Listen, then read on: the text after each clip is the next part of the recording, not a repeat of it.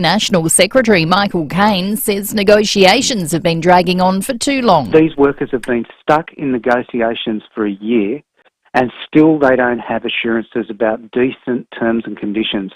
A teenager who stabbed and killed 3 young girls at a Taylor Swift dance class in the UK has been sentenced. The 18-year-old's been jailed for life with a minimum term of 52 years. The local MP in Southport has criticised the sentence as too lenient. 2 teenagers have been shot in Collingwood. A 15-year-old boy and a 17-year-old are in hospital with serious injuries after several shots were fired at a group of youths around 1 this morning. Police have launched a hunt for the gunman. A new poll shows renewed support for Australia Day on January 26. Gabriel Hodson reports. After years of debate about changing the date, a new poll by Resolve Strategic for SMH The Age has found support for Australia Day has risen from 47 to 61% in the space of 2 years. 52% of voters also back the idea of a federal law to make sure it stays on January 26, along with local citizenship ceremonies. This Sunday marks 237 years since the first fleet landed at Sydney Cove, the land of the Gadigal people. Researchers found support for January 26 increased around the time support was waning for the Voice referendum in late 2023. The Senate Education and Employment Committee is putting Vice-Chancellors and Chancellors under the microscope. Labor Senator Tony Sheldon will today announce the creation of a new committee to investigate governance and management failures at Australia's top unis. It'll target university governance oversights, including widespread instances of underpayment of staff and poor student experiences. Donald Trump is warning the world if they don't make their products in the US, they'll face tariffs worth trillions of dollars. The newly elected president has delivered one of the first major speeches of his presidency to global business and political leaders at the World Economic Forum. Oil prices have fallen more than 1% after the president said he'll ask Saudi Arabia and OPEC to cut prices. Mr. Trump says businesses have a choice. My message to every business in the world is very simple. Come make your product in America and we will give you among the lowest taxes of any nation on earth. But if you don't make your product in America, which is your prerogative, then very simply you will have to pay a tariff. SA tennis player Thanasi Kokkinakis ignored advice not to compete in a lucrative exhibition tournament in Russia, an event backed by a state-owned energy company blacklisted by the federal government in the wake of the Ukraine invasion. The 28-year-old played in the event in St. Petersburg late last year, despite Tennis Australia urging players not to attend. Kokkinakis' decision has angered Ukraine's ambassador to Australia, who's lodged an official complaint. Now turning to FIVEAA Sport. Call Gliderol now. Order a new door with operator before the end of February and receive 2 extra handsets. Here's Tom Wren. Thank you, Kendall. Let's start with tennis. Madison Keys and Aryna Sabalenka will face off in this year's women's singles final at the Australian Open. Jordan Tunbridge reports. Fighting back from the brink of defeat, Madison Keys pulled off the greatest win of her career. The American 19th seed prevailed in a third-set tiebreaker against Iga Swiatek, saving a match point in the process.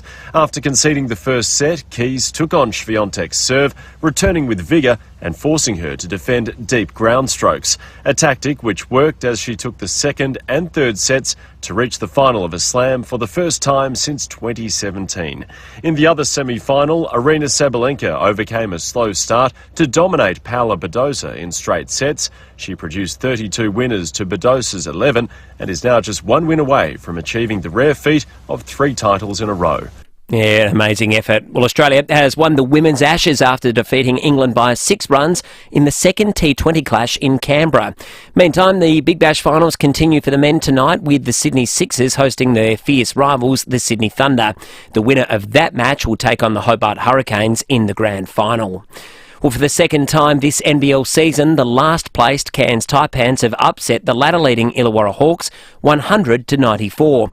The Adelaide 36ers will take on the Sydney Kings in Sydney tonight, desperate to win and keep their playoff hopes alive. And Spaniard Javier Romo has taken out Stage 3 of the Tour Down Under, with Stage 4 to begin from Glenelg this morning. And that's the 5AA Sport. Now the 5AA forecast, mostly sunny and 28 today, more of the same tomorrow, 30, up to 37 on Sunday and partly cloudy Monday, 34. Right now, 12. More news as it happens on 5AA. Looking for off-road adventure? The Gib 14 is here at Austrac Campers. Compact, tough and ready for action, but best of all, available now. Austrac Campers! Unique, loyal, fun-loving. That's what we look for in our pals. When you're next spending time with your best friends, don't forget some of the best pals you can have. Parafield Airport Liquor Store has your everyday favourites right through to those hard-to-find products. That's what great pals do. Sam and Jamie from Parafield Airport Liquor Store know every drop on the shelf, so you can always rely on their advice. Parafield Airport Liquor Store. Pals, next to Roulette's Tavern, Kings Road, Parafield. If you can't stop using your mobile phone illegally, drink or drug driving, driving without a seatbelt, speeding or driving dangerously, South Australia Police will stop you. With more patrols, more road safety cameras and more driver testing, stop breaking the rules before we stop you. Think road safety. A message from the Government of South Australia. Honda's huge stock clearance is on now at Formula Honda, Glen Osmond and Modbury. Enjoy $2,000 off your new HRV VIX 2024 build. Packed with smart engineering and a stylish new design, the HRV is as smart as it looks. Visit Formula Honda at Glen Osmond Road, Glen Osmond or North East Road, Modbury for more must-see offers across the range. Offer available for contracts of sale up to 31 January 2025 unless otherwise extended. New roof, free gutters, free downpipes. Get free gutters and free downpipes when you Adelaide wakes up with 5AA, David Penberthy and Will Goodings, Tom Wren for sport, Jade Robran on the scene as it happens, Graham Goodings and Jess Adamson with the news that matters to Adelaide. Breakfast with David and Will, bringing together the names you trust with everything you need to know to start your day. Always live, always local and only on 5AA. Always Adelaide. Drive away in the Tucson Hybrid by Hyundai from just $46,990 drive away. T's and C's apply. David Penberthy and Will Goodings, 5AA Breakfast.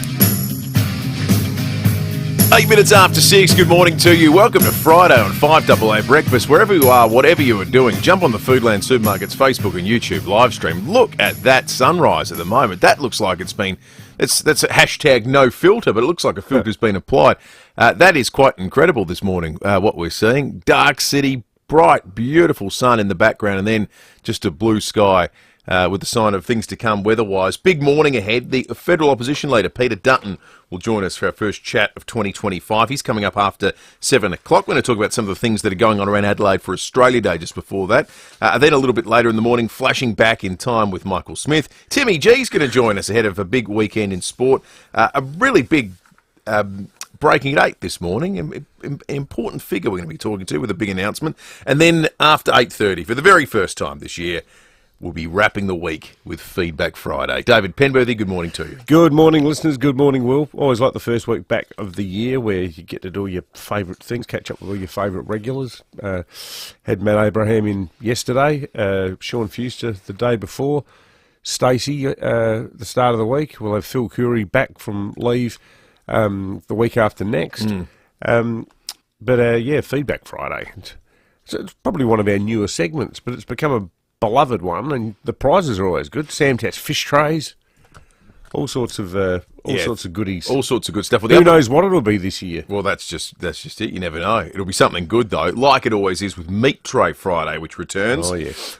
Call in and see Sam and the team this weekend at Windsor Meat, 61 Doothie Street, Malvern. We knew the return of Donald Trump would herald a lot of content. It's just what he does. He provides content. Even more overnight. And so it is. You don't make stuff here. We're going to tax the living daylights out of you, and you can cop it sweet. Yes, the people, the assembled business leaders at Davos. I'm still yet to haven't adequately explained to my liking how that won't negatively impact American consumers, but he's convinced he's got a way of doing it. I'm fascinated to see. If he does, he revolutionise the tariff world. Yeah, he'll make economic history. He'll make economic history. If it doesn't put up prices, because it's never happened before. Maybe he's got a new fandangled way of doing it. Think back to what cars used to cost in Australia as a proportion of your income. He's got a man next to him that caught a rocket ship with chopsticks, so maybe he's dealing with different levels of possibility, but Exactly. we wait to see. We are asking you this morning, the news starter this week was the inauguration, but in a real-world sense, it was the executive orders. He signed some 200 of them, just decisions, just made decisions. Leadership, I said I'm going to do this, and I've done it. We're asking you for the meat tray this morning, thanks to the great people at Windsor Meats, 61 Doothie Street, Malvern. What's your executive order for South Australia? What's your executive order for South Australia? It's something you're changing, something you're demanding, something you're making law in South Australia. Does it have to be for the state, or can it be something that might help you in a domestic setting? Because I'd like one... Oh, yeah. Well, I love all four of my kids to bits. You know, they're my world, except they are just slobs. I'd like an executive order that I could hold up at the end of the day that just said, tidy up now. Oh, that's good. I would love that. And they have put to do your it. own plates in the damn dishwasher. They have to do it, otherwise you deport them. Don't hide lolly wrappers down the back of the couch. Like, it looks like the Wingfield dump down there. It's unbelievable. Just have a big piece of white paper. I can hold it up. Tidy up, you pigs. You know, there was something you told me before I had Rosie, that is, I think about it at least probably once a day, and it was about how disgusting the baby seat in the car is. Oh. Every time I look at that thing, I have a flashback to that conversation where you said, listen, don't worry about cleaning your car anymore. You can't clean it. That's right. I reckon the only way you could clean it perhaps is with a Karcher. If you just got one of those water pressure guns and just stuck it in the back, just said, I don't care how wet. Yeah, just flood the whole thing out. I don't care how sodden the upholstery gets. I can remember once picking up some mates from the airport in Sydney when Soph and Jim were both in booster seats, and they had so many suitcases, I had to take some of the baby seats out, and I just pulled this baby seat out, and my God, the stuff that was lurking behind it. It's just grotesque. I don't even know how it gets that way, but it's no matter what you do, it seems to get worse. I think the thing is, every time you buy like a Happy Meal too, the rule is that at least one French fry will stay there forever. And there's so many holes and compartments where things can hide and marinate. And, it's gross. But then there's a Pokemon card. There's a bit of old rusk. Sorry, we shouldn't talk about this. Can I might be having an early breakfast. Can I do a footy one? This is a niche wheel one. This just irritates me. Perhaps no one else, but this is what executive orders are about, aren't they? Changing things as a sort of autocrat. Yeah. I've just decided. Just a declaration. I would ban it. I would ban the booing of players that used to play for your club that your club delisted. We're coming into footy season. Invariably, it's going to happen. Boo the ones that wanted to leave all you want. Now, there's a caveat. If they bagged the club or they were sort of, bagged anyone involved with it, they're fair game. What about Dangerfield? Where's he fit in? Oh, no, he's booable because he wanted to leave. Yeah, okay. I'm saying the guy that had no other choice beyond just hanging up his boots. So Billy Frampton. Billy Frampton or Hugh Greenwood, who wanted to sign with the club. Or I'm just thinking of Crow's examples, but every club's got them. Well, Billy Frampton was delisted, wasn't he? Billy Frampton, that's right. Yeah. What did you want him to do? Take up carpentry? Like, yeah, exactly. Become a volunteer at the club. I get when a guy turns his back on you, but when you're the ones that did the delisting, I reckon you lose the right to boo. Yeah. So I'm banning it. That's my executive order. Brad in One Tree Hill, what's yours? Yeah, morning, Dave and Will. My executive decision would be I'd do a Trump and rename everything. I'd call Eastern Seaboard, Queensland, New South Wales and Victoria, South Australia East, Northern Territory, South Australia North, Western Australia will be South Australia West, and Canberra will be the admin wing. And that makes the capital. Get on you, Brad. That's excellent, Brad. Thank you. Some of these redraw the map. Why not? Someone here has put a lot of thought into this on the police home care text line. They said, first law, 18-year-olds join the military for 2 years. First homeowners don't pay interest for the first 5 years of their loan. And that's good. Castle law, you have the right to defend your family and home without repercussion. Fair enough. Fair enough. I wonder if that last one sort of happens if you elect a jury trial anyway. I'm trying to think of some serious ones. I reckon getting rid of payroll tax would be a pretty good thing to do, wouldn't it? Just imagine standing up with a piece of white paper just going, payroll tax abolished. That'd be good, wouldn't it? Yeah, that'd be a good start. Imagine all the investment you'd get straight away. People go, oh, well, let's move to South Australia. Yeah, I like it. I don't want to be the Debbie Downer here. You're saying the state might go bankrupt because it needs No, I know. I'm a big tax haven guy. You've always liked the tax haven, Will. Exactly right. I don't know what that does to our GST. Yeah, okay. I think the other states might go, hang on, we can't subsidise these guys at the same rate they've enjoyed historically if they're not going to collect any tax themselves. Problem being in a federation. Well, maybe we should executive order declare independence. Yeah, why not? Why not? Then we have a low tax rate. Secede.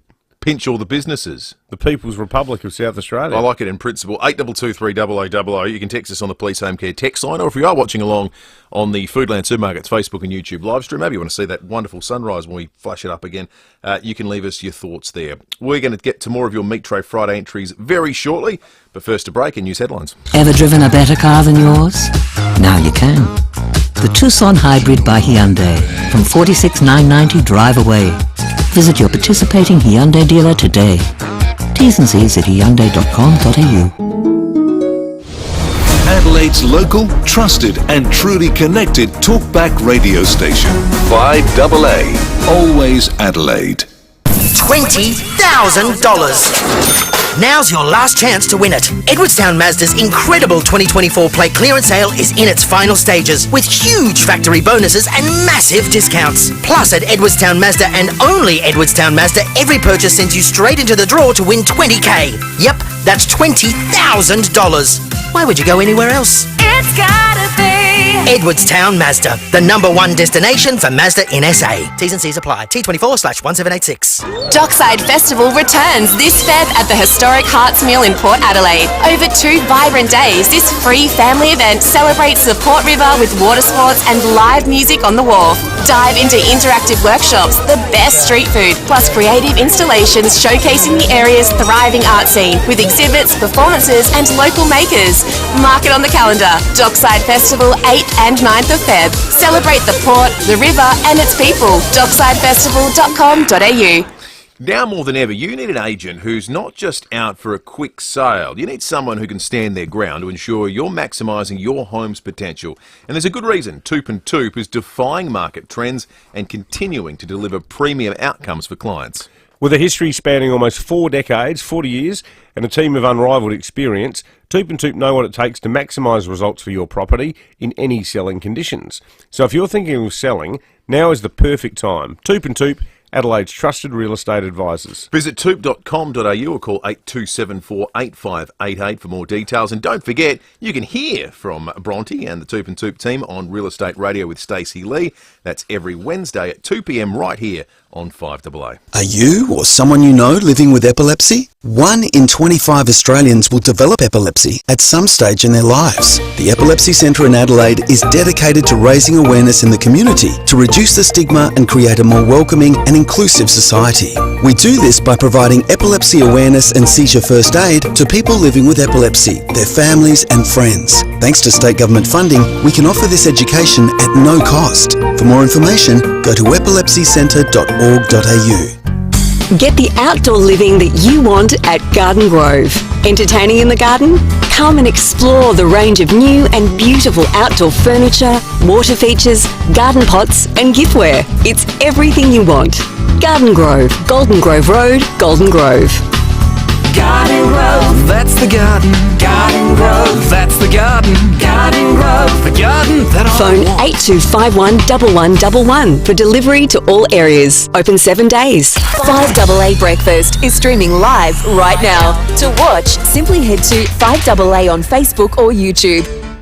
Drive away in the Tucson Hybrid by Hyundai from just $46,990 drive away. T's and C's apply. David Penberthy and Will Goodings. 5AA Breakfast.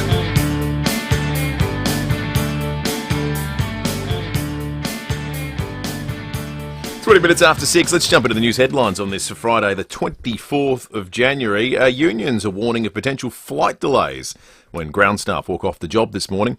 Donata, it's Donata, isn't it, employees? They'll be holding 4-hour stoppages across the country, affecting dozens of flights, including some Qantas departures. The dispute is over improved pay and conditions. That's a pain. Pay's to dispute at the moment. You see the train drivers in New South Wales. Oh, it's crazy, isn't it? So their new EBA year one is 154,000 a year, and by the final year, hang on, year one entry level was 154. Oh, so the new year of the EBA, right? Okay. So I'm not sure whether that's just the average or just the standard. 154, but it ends on 197 by the fourth year of the EBA. 200 grand a year. It's a pretty good gig. I'll say. Otherwise, pays to protest sometimes. Yeah, that's right. A man convicted of murdering 3 children at a Taylor Swift-themed dance class in the UK has been sentenced to at least 52 years behind bars. I watched a long story about this morning that I wish I could take back the 4 minutes of my life. It's awful. People left the courtroom. It was one of those where people just went, I don't want to hear this. I must admit, I've not read a single thing about this case. I got captured by it. I read about the start of it and the politics surrounding it, but not the actual specifics. The act. Justin Julian Goose says he must accept there was no evidence Alex Rudakabana had any terrorist cause, but added his culpability is equivalent to terrorist matters. Delivering his sentence, the judge says he believes the 18-year-old intended to kill all 26 children at the Southport venue. He returned to continue his sustained and brutal violence against 2 of the youngest of those children, stabbing them multiple times. That demonstrated how determined he was to cause the maximum suffering he could. Why does that guy ever get out of jail, though? I don't think that sentence is close to good enough. He should die in jail. Should. Yes. With no opportunity ever to leave. Have you seen the way the debate in the UK has spiralled into the bizarre? I mean, things typically tend to do so over there at the moment. This guy was in effectively terror diversion programs on 3 different occasions. So police had been to his house multiple times. And the government there seems to be most concerned with the fact that he was able to buy a knife on Amazon. Yeah, I know. England's weird, isn't it? It's spun off into its own orbit. For a new government too, the new Labor government, it seems to be instantly really unpopular. Amazingly unpopular. Yeah. Almost 9 in 10 Australians think Australia Day should be celebrated on January 26. That's according to a new poll by News Corp. 86% of respondents say they're less likely to support businesses that boycott the National Day. At least 3 in 4 Australians also fired a warning shot to politicians, declaring any government that changes the date would lose their support. Well, I'll tell you what, Guy in Highgate, he's echoing those findings on the police home care text line. Guy writes, "Morning lads, my executive order would be to make all councils hold Australia Day celebrations and citizenship ceremonies on Australia Day, plus I would also apply double taxation rates to any business actively boycotting the day." There you go. Well, watch out, venue management company. Peter Dutton is coming up after 7. It's his policy too to return citizenship ceremonies to Australia Day. Is he doing a Trump to win the election? I think he's borrowing from parts of it, albeit he's ruled out. There's a story in the Fin Review by our man Phil Curry this morning, I think, with about the climate stuff. He's ruled out withdrawing from the climate accords, the Paris Climate Agreement. So he's borrowing parts of it. But the thing is, all these positions that sound a little bit Trumpian, like we're only standing before one flag. It's not like he came up with that after the inauguration on Tuesday. No, that's right. Like, that's been around for quite a while. But that's why I always think, I was wondering this during the election campaign when it suddenly became clear that Trump was going to win, or towards the end when we started thinking, yeah, it's going to be him. Is Trump but a symptom of a change that's happening around the world, or is he the driver of the change that's happening around the world?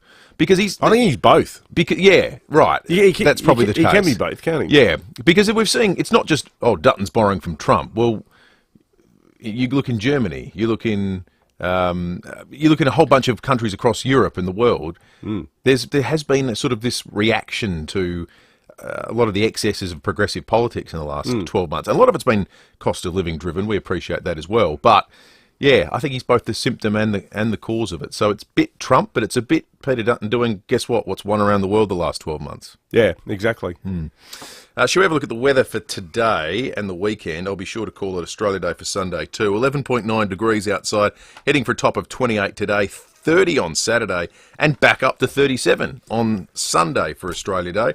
The long weekend, Monday, 34, so really The weather's done its part. It's done its part for the weekend. And then the middle of next week, perfect sort of weather. 28 Tuesday, 28 Wednesday, and 28 on what looks like a very sunny Thursday next week.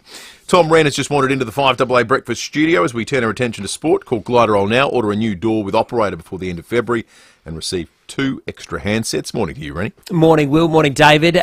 Boys, the tennis rolled on last night. Women's semi-final action. It was sensational. The second match was an absolute cracker. It really was sensational. Madison Keys getting it done.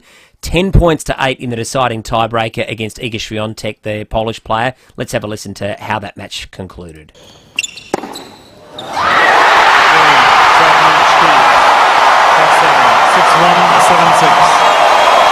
Jubilation for Madison Keys. She's into the Australian Open final. Yeah, audio there, thanks to Nine. So a great win by her. She's never won a Grand Slam, which I find fascinating. She's got all the tools, made the US Open final in 2017, but finally another Grand Slam final. Got married a few months ago. Just seems a lot more settled. Body's right, and she's a huge chance now, but she'll have to beat Arina Sabalenka, who's going for 3 in a row. Is she the Ukrainian woman? No, Keys is... Sabalenka. Sabalenka's Belarusian. Belarusian. She's from Belarus. She's on the other side of that conflict. Oh, okay, yeah, very much so. Yeah. So, and it's, who is it? Is it Marta Kostyuk, I think it is, or Svitolina, actually, I think it is, who says she still refuses to shake hands. Yeah, that's right. Russian opponents or Or Belarusians, Belarusian. given everything that's happening. So, she got knocked out of the tournament a little bit earlier. Had a pretty good campaign. Men's semi-final action tonight. Have you got someone you're barracking for? Are you going for Djokovic, or are you going for Yannick Sinner, or... I must admit, Tom, I struggle with the tennis. I know you love it, but I sort of find that tennis, maybe it's because it's such an individualistic sport, but... I totally understand. I feel like for every Jim Courier or every Pat Rafter, there's a complete pain in the butt out there. I did listen with interest. I don't know if you know what I mean. Don't know if you heard the comments. Ben Shelton was complaining about the encore interviews, and I sort of thought, Ben, are you reading the room? Is this, and I understand some of the questions at times aren't great, and they can be perceived as disrespectful, but I also think, you're getting paid tens of millions of dollars, you guys, and you're complaining about tennis players generally fit into 3 categories: jerks, robots, and top blokes. Yeah, and there's more of the former than the latter. Don't you think? Yeah. Is that a harsh thing to say? No. I think because it is, you have to be so focused, so self-focused, that it probably does. If you're going to succeed, you have to be all about you. That's the way it is. So that's, I think, two of the great hopes for Australia at this year, this Australian Open were, Kyrgios, Tomic made a bit of a comeback. It's a lethal combination, because I think there are examples of individual sports where they're very modest and grateful. We see it at the Olympics every 4 years. Absolutely. But that's because they're probably not millionaires, and they get one chance that everyone really is interested in, and they're very grateful for it. Where tennis players have got the worst of both worlds. Their entire personal life's focused on them achieving everything. Yep. And externally, they're a millionaire that's on Weet-Bix boxes and everywhere. I just think team sport demands that you sacrifice, whether you're the best player or the worst. And generally you've got to fit in. And you've got to fit in. You've got to fit. You get people clipping you behind the ear if you don't. Exactly. You see it in AFL where people when he was at the Crows, people would say, "Oh, Dangerfield's a bit up himself," and now the young lad at Port, what's his name? Not Horn Francis. Yeah. A lot of people say that similar things about him. Yeah. So if you don't act like there's no I in team in footy, you get the stuffing knocked out of you, even though those blokes, I think, get criticism that's not deserved because they're genius players.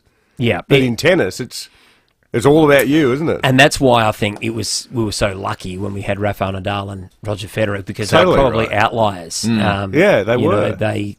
They were so humble, and perhaps we're struggling with the loss of those. Players. These guys better than we do, Reddy. Who do you like? I reckon the one that I absolutely love, and he's in the headlines at the moment, is Thanasi Kokkinakis. Always, whenever he sees... Now, it's probably because I've seen him around a bit, and maybe, we're both from Adelaide, always shakes my hand, just little things. And you sound like an idiot saying, he shakes your hand, so what? But those kinds friendly of things, guy. Yeah. They go a long way. He's so friendly, he's even playing tournaments in Russia.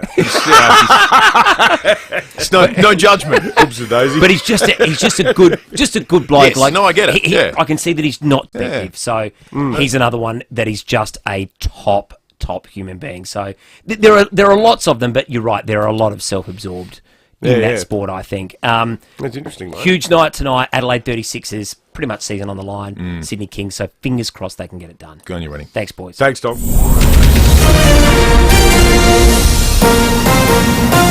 This is 5AA News. Always Adelaide.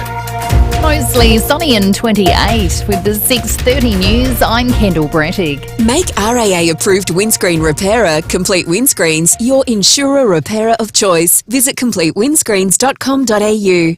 Donald Trump has delivered his first global speech to an economic forum to secure an end to the war. It's expected the two leaders will speak in the coming days. Travellers heading off for the long weekend are being warned to prepare for potential flight delays. Ground staff around the country, including Adelaide, are holding rolling 4-hour stoppages in a push for better pay and conditions. TWU National Secretary Michael Caine says their message is clear. Don't take the low road. Take the high road with us. Put in place decent terms and conditions for us as a workforce, and then come with us to make change in this industry. Let's make legislative change. A traffic controller has been killed after being hit by a truck on the Western Highway at Neil near the SA border. It saw the main highway to Adelaide closed for most of the night. The man was part of a crew working in a 40k zone. A new poll shows more Australians are backing the 26th of January as Australia Day. A Resolve poll shows support has leapt from 47 to 61% over the past 2 years.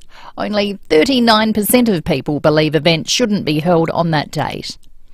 The manufacturing division of the CFMEU is expecting to receive a successful vote to leave the union in an upcoming demerger ballot.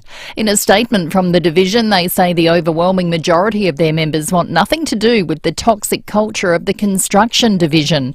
National Secretary of Manufacturing Michael O'Connor says the split's been on the cards for some time. But honestly, it doesn't change anything, Anyway, I just have to go there and I have. Rates of gestational diabetes are soaring among pregnant women around Australia. Monash University researchers have found an almost 70% increase in the condition over 6 years nationally. The rise may be linked to changes in the women giving birth, including obesity, older first-time mums and changing migration patterns in Australia. And crowds are flocking to the Botanic Gardens in Sydney to catch a glimpse and a whiff of the famous corpse flower. After more than a week of anticipation, Patricia has finally unfurled. Margaret has travelled all the way from Perth to see it. My husband and I arrived from Perth yesterday or last night. Our flight pulled in at 20 to 9. And we arrived here and was told that the queue was closed. Up early, and yes, I think we'll be blessed today, get to see her. Now turning to 5AA Sport. Call Gliderol now. Order a new door with operator before the end of February and receive 2 extra handsets. Here's Tom Wren. Thank you for that, Kendall. Let's start with tennis. Arena Sabalenka will have the chance to become the first woman since 1999 to win a third straight Australian Open crown. She's cruised into the final with a 6-4, 6-2 win over Paula Badoza.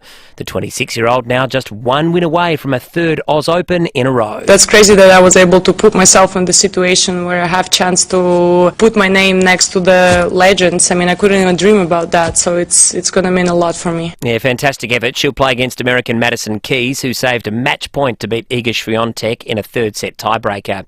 Today, it's the men's turn with Novak Djokovic set to play against Alexander Zverev, while tonight it'll be Jannik Sinner up against Daniil Medvedev. Let's get to cricket, and Australia's women have again won another match against England, albeit this one was a lot closer, with the Aussies just edging home by 6 runs in their T20 clash in Canberra. Tonight, it's the Big Bash final, the prelim between the Sydney Sixers and the Sydney Thunder. The winner will take on the Hobart Hurricanes in the grand final.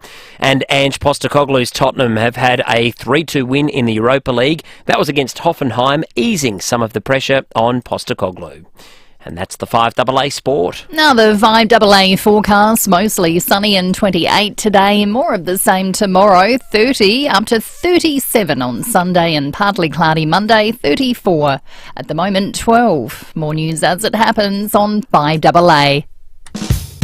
Drive away in the Tucson Hybrid by Hyundai from just $46,990 drive away. T's and C's apply. David Penberthy and Will Goodings, 5AA Breakfast. 24 minutes to 7, Meat Tray Friday this morning. You can call in and see Sam and the team this weekend at Windsor Meats. They're at 61 Doothie Street, Malvern. We're asking you to do your best Donald Trump. Here in South Australia, if you could make an executive order on absolutely anything, domestic, statewide, for the city, let us know. 8223 0000 or text us on the Police Home Care text line 0448 08 1395. Let's head to Brooklyn Park. Shane, what's your executive order? Okay, boys, I would say grill, Aussie grill, and ban all vegetarians so that when my kids come over for Australia Day, we actually have a barbecue, not bloody vegetarian. Are your kids all vegetarian, are they, Shane? They're moving that way. Oh, no. Oh, Shane. They're vegetarian adjacent. I like the line, mate. Grill, baby, grill.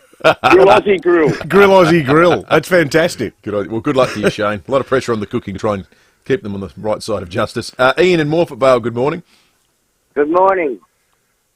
There's three parts, or three paragraphs I want to say. First of all, just for context, because some of Trump's executive orders may not come to fruition because there are third parties involved, I'd like Peter Dutton to say that he would like Port Adelaide to win the grand final, and therefore the AFL should prepare the fixture for the year to make it most favourable for Port Adelaide to achieve that.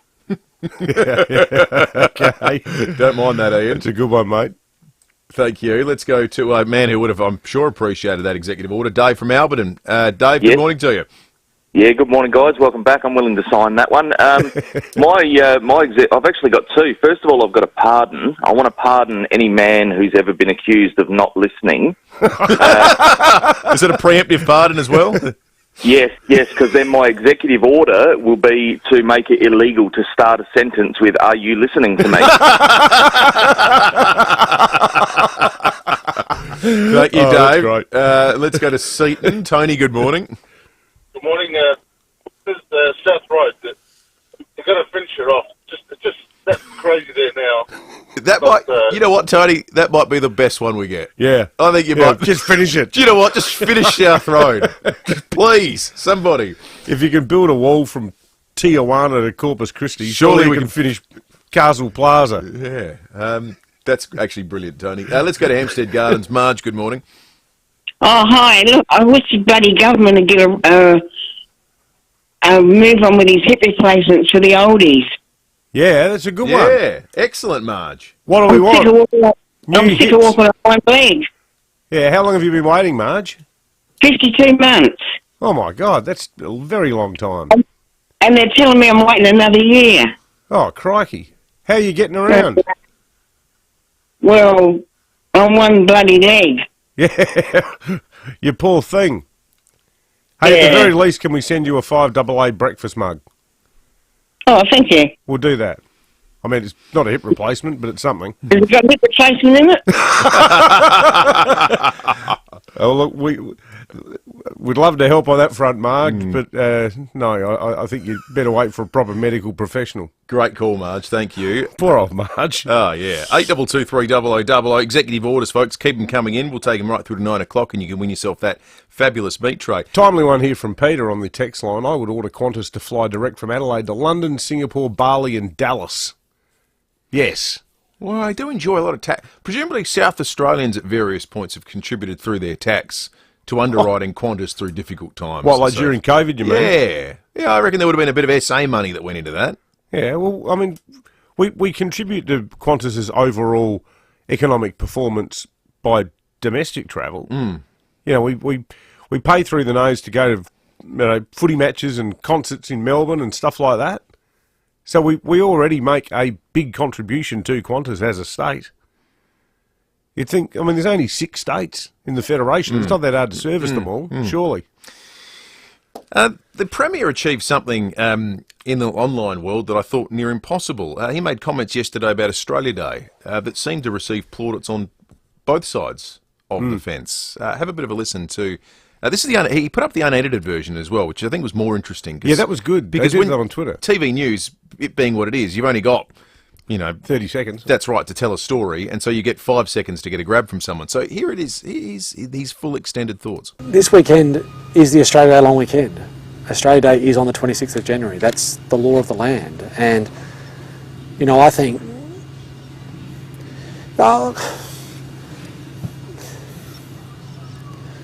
I'm proud to be Australian. I know the country has challenges and points of difference, but it's also important that we have a sense of pride in how lucky we are to live in a place like this. Is this debate getting old? You reckon? I mean, and this is part of the frustration from my perspective. I mean, Australia Day comes around every year, and then we have to go through this, what seems to be some sort of ritual, that we've got to start debating the merits of it. I think it's becoming a bit tired. I understand the debate. I understand some of the concerns that members of the Indigenous community have. They're entitled to their opinions. I respect that. But I don't think it should be at the expense of a chance to reflect just how lucky we are to call this place home. A healthy liberal democracy, a largely united community, one that is multicultural to its core, more than other parts of the world. I think that's something I was celebrating. There's a full extended version online, and I listened to it this morning, and he went on to talk about, if you have any doubts about what Australia Day means or how important it could be, go to a citizenship ceremony. Yeah, totally. Go and look at the families of people who are being welcomed to our community because they have the same values. Because they say, I'd rather live here than where I've been. And they've embraced it. They want to be citizens. I reckon as Anglos, well, you're more informed by it, well, I guess because you've got partial sort of Polish heritage. But I reckon a lot of white Aussies don't get how big a deal that is to say, imagine as an Australian going, I actually love another country so much more than the one where I was born that I want to become a citizen of it. Like I want to become a citizen of India or Honduras, or I want to become a citizen of China, heaven forbid. Like the fact that, literally in the millions of Australians have done that. Like, that is a huge vote of confidence and sign of loyalty to our country, isn't it?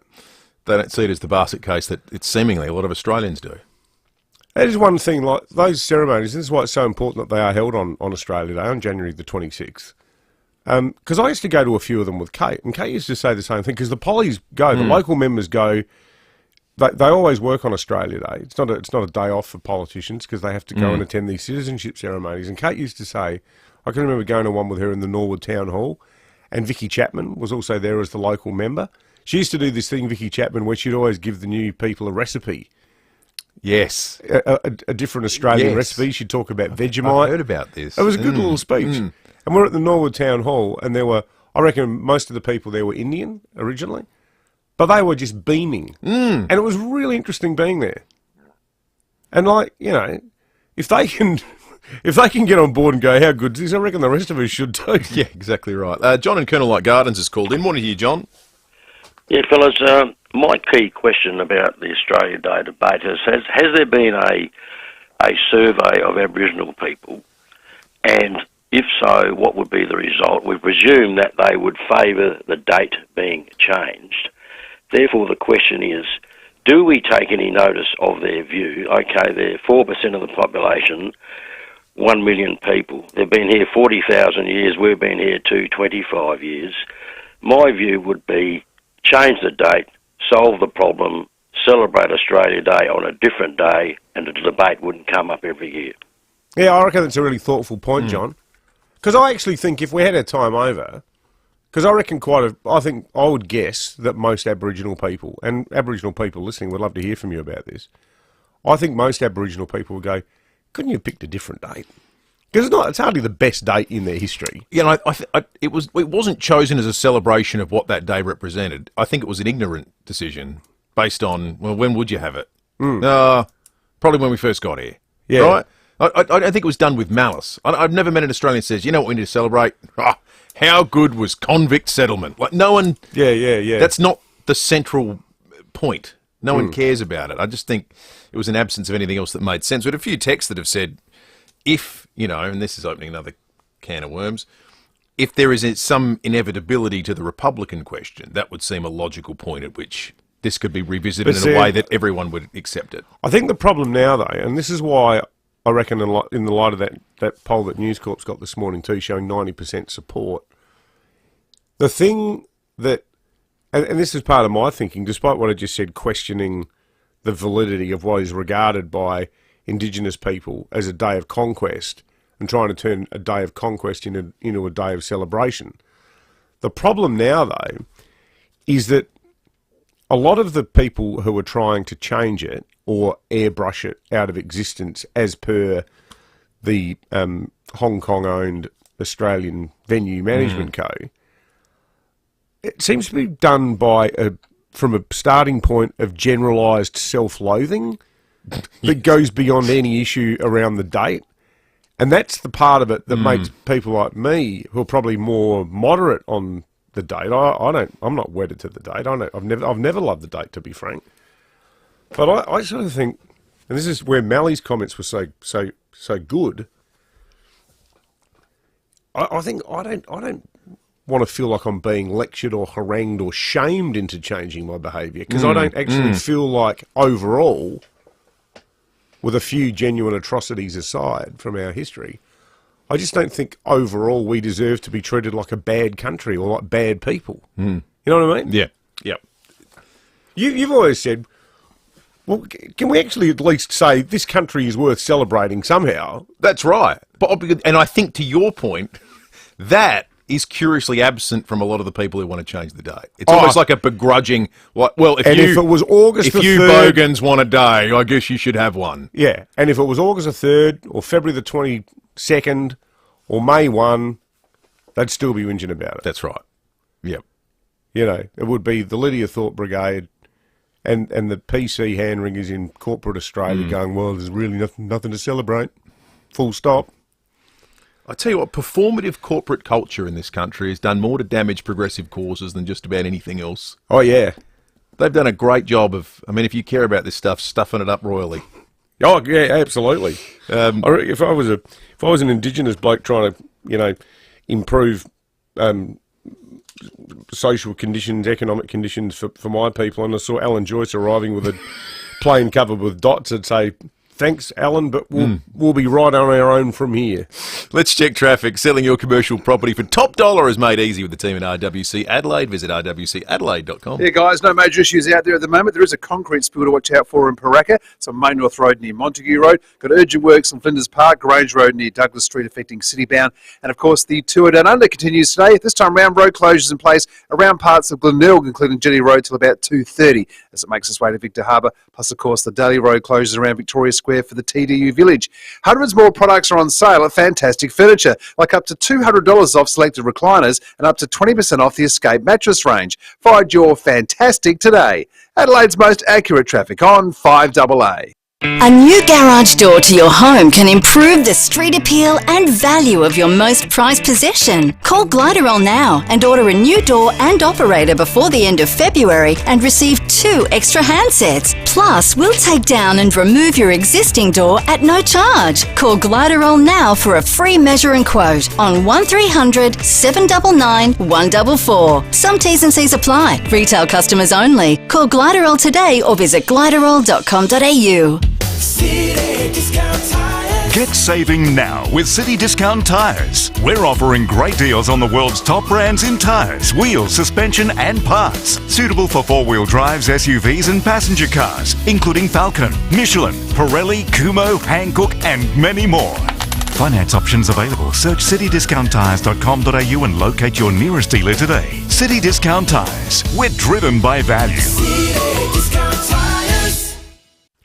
Now, some people might think police home care is home care designed for retired police. Well, it's not. It's actually home care for everyone. One thing is certain as well, police home care is all about protecting your independence at home, and they'll always do it on your terms. As a trusted and approved My Aged Care provider, Police Home Care has more than 30 years' experience in aged and disability care.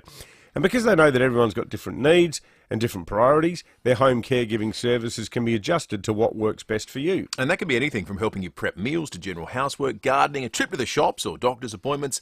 And, as you'd expect, every carer at Police Home Care is held to the highest standards. Plus, as a registered NDIS provider, you're always in good hands with Police Home Care. Visit policehomecare.com.au for more information. Attention all golfers! Golf Clearance Outlet has opened its doors in Adelaide and is celebrating with the Big Open. Huge savings on golf clubs, balls, clothes, shoes, bags, buggies and golf accessories. Greg Norman golf shorts just $34. Golf bags from only $99. Golf shoes from only $69. Package sets with bag $249. Rush in now to 475 Port Road, Croydon for the Golf Clearance Outlet's Big Open and save on everything golf. Drive away in the Tucson Hybrid by Hyundai from just $46,990 drive away. T's and C's apply. David Penberthy and Will Goodings. 5AA Breakfast. 8 to 7, let's talk weather, long weekend ahead. Hannah Marsh has the important duty from the Bureau this morning. Hannah, just take us through the next 3 days, please. Good morning, David and Will. We've had a minimum of 11.6, and that's where we're currently sitting. We're looking at clear skies. We do have a high pressure system to the south, but as it does move out to the east, we will see the conditions warming. So for today, we're looking at 28 degrees in the city, 29 for Elizabeth, 27 for Glenelg, Noarlunga and also Mount Barker. As I mentioned, we're looking at a sunny 30 degrees on Saturday, mostly sunny 37 degrees for Sunday, but we do have a change that we're expecting to come through Monday morning. We'll see a maximum still around 34 degrees, but dropping back to 28 degrees for the remainder of the week. Perfect Australia Day weekend, Hannah. Fantastic. Thank you so much, and have a good long weekend. All right, let's head to SAPOL. Senior Constable Kimberly Broad joins us. This is back-to-back days with fatalities, Kimberly. This is awful. Fatal crash in the southeast yesterday. Yeah, sad, and it sounds like it's quite a tight-knit community. It was just near the Victorian border. Before midday yesterday, police responded to a single vehicle crash after a car had hit a tree. It was on Francis Road, just northeast of Narracourt. The driver's an 85-year-old local woman. She was extracted from the car and taken to hospital by ambulance, but sadly she later died in hospital. So we had major crash officers assisting the local police up there with the investigation and looking into the circumstances that led up to that crash. But, it is the sixth life lost on the SA Road so far this year. You know, it's been a bad week after an otherwise generally better start to the year, Kimberly. Also, what's the go here? There's been a fire, a non-suspicious fire at Aldinga Beach with a man carried out of his home, presumably by police. Yeah, so this was just before 2:30 this morning. Police and emergency services, we called to Bristol Street, Aldinga Beach, after reports of a house fire. Now, police were quick to respond to the area, and when they arrived, they could actually see smoke coming from a front room of the home, and they could also hear a man coughing inside. So they've just instinctively entered the premises. They found the occupant, who was a 71-year-old man, and due to his mobility issues, they've actually carried him out of the premises and provided some first aid before returning back to the home and putting out the fire with the fire extinguisher from their police car. So the victim was taken to the hospital for some minor smoke inhalation, and as you said, the fire wasn't suspicious. But yeah, it certainly sounds like the quick thinking and those decisive actions from those two officers prevented both the fire from spreading, but more importantly, saving that man from a potentially life-threatening situation. Yeah, good work by the police there. Great stuff. Senior Constable Kimberly Broad from SAPOL. Well, if you're looking for something to do on Australia Day at this long weekend, Elder Park sounds like the place to be. Artwork, fireworks, street racing bikes. There'll be singing. There's going to be something for everyone. Jan Chorley is the CEO of the Australia Day Council of SA, and they're responsible for putting on this great event. Jan, good morning to you. Good morning. So, Jan, here we are again. It's quite an exciting lineup of things you're laying on this Sunday. Absolutely. Look, thanks so much. I guess, we approach this day as a day of meaning, and it's, a true focus on all the great things that we know and love and cherish about this great country and most importantly, its people. And I guess we start with that beautiful ceremony in the morning, called Morning in the Morning, and that will start at 7:30, and that's really First Nations led, and it's really about, this year will be the focus on the centrality of the revival of First Nations languages. And so that's incredibly special because, as we all can appreciate, so much has been lost, and the fact that some of these amazing languages are being, really rediscovered and amplified is really special. So that'll be an hour-long ceremony for everyone to participate and stand with our First Nations peoples in that beautiful part of the morning. And then in the afternoon, of course, the Tour Down Under completes. It's finishing at 3:45, so we'll all be there to really celebrate that incredible international event that we all know and love. And then from 5 onwards, we kick in with Oz Lights for kids, and that's just all the things that you would hope would be there for children, arts and crafts and native animals and roaming performers. But at 7 p.m, we move into, if I can keep going just for a little bit longer, we move into this beautiful, what we call Respecting Country Parade. And there's over about 2,000 of our intercultural communities and first responders too, that just parade across the footbridge into Elder Park. And honestly, the colours, the diversity of our peoples, they're from all over Australians from all over the world who call Australia home. So it's just a marvellous reflection of our diversity. And then 8 p.m, we move into orchestras, the Adelaide Youth Orchestra, John Schumann, beautiful performance of Waltzing Matilda, who, how iconic is that? And then we, of course, finish with spectacular fireworks.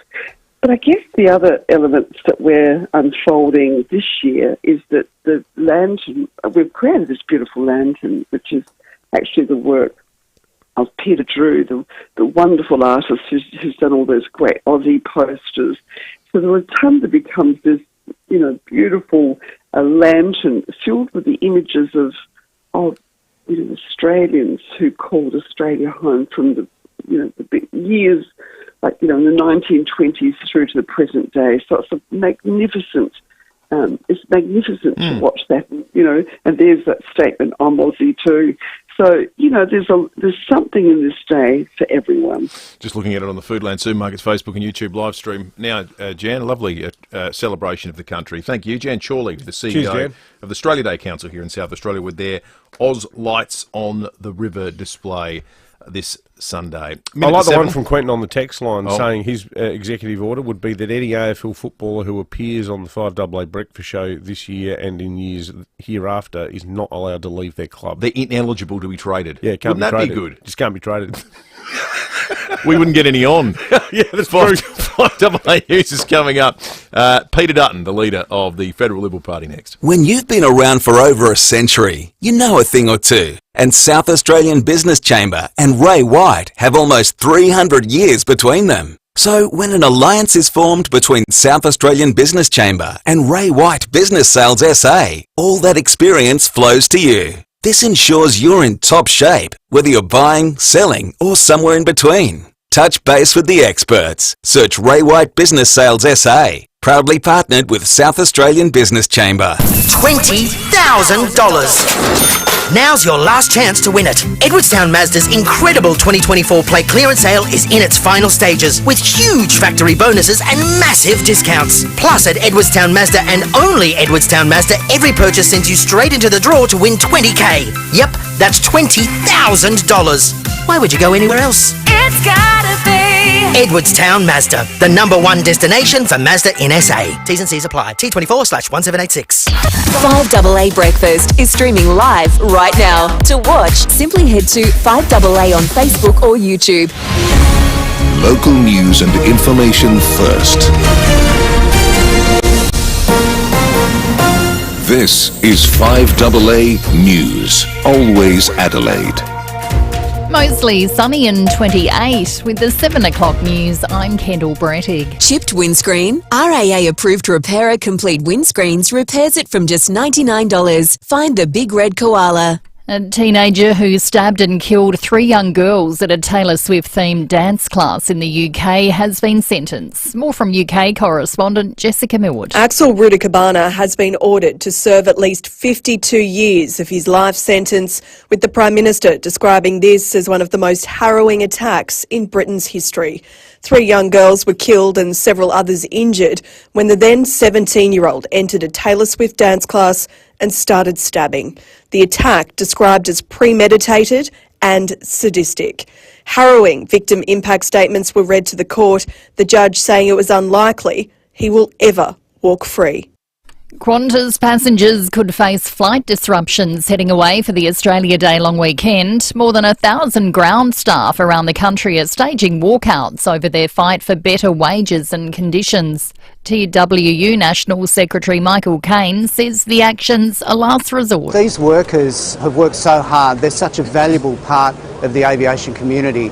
Their job is a skilled job. It's a job that requires experience and training.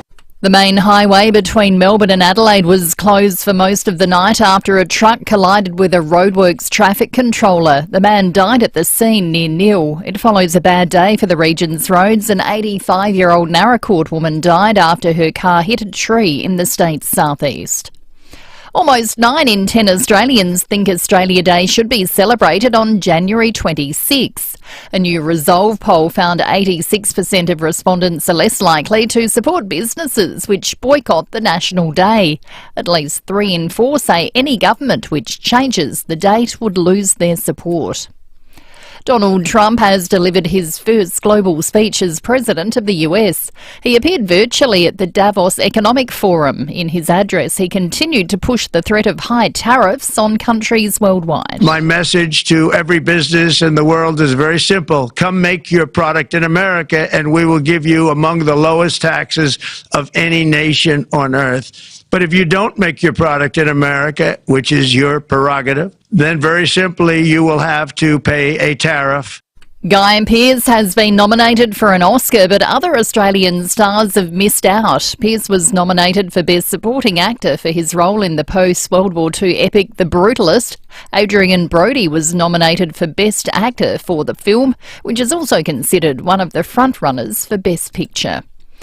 It's estimated 8.5 million Australians are wasting money on subscriptions they don't even use. ING's Head of Consumer Affairs, Matt Bowen, says a simple check of bank statements could save you hundreds of dollars. A quarter of us say we could be saving over $100 a month. So it's definitely an activity that will pay you back if you can spend the 5 or 10 minutes.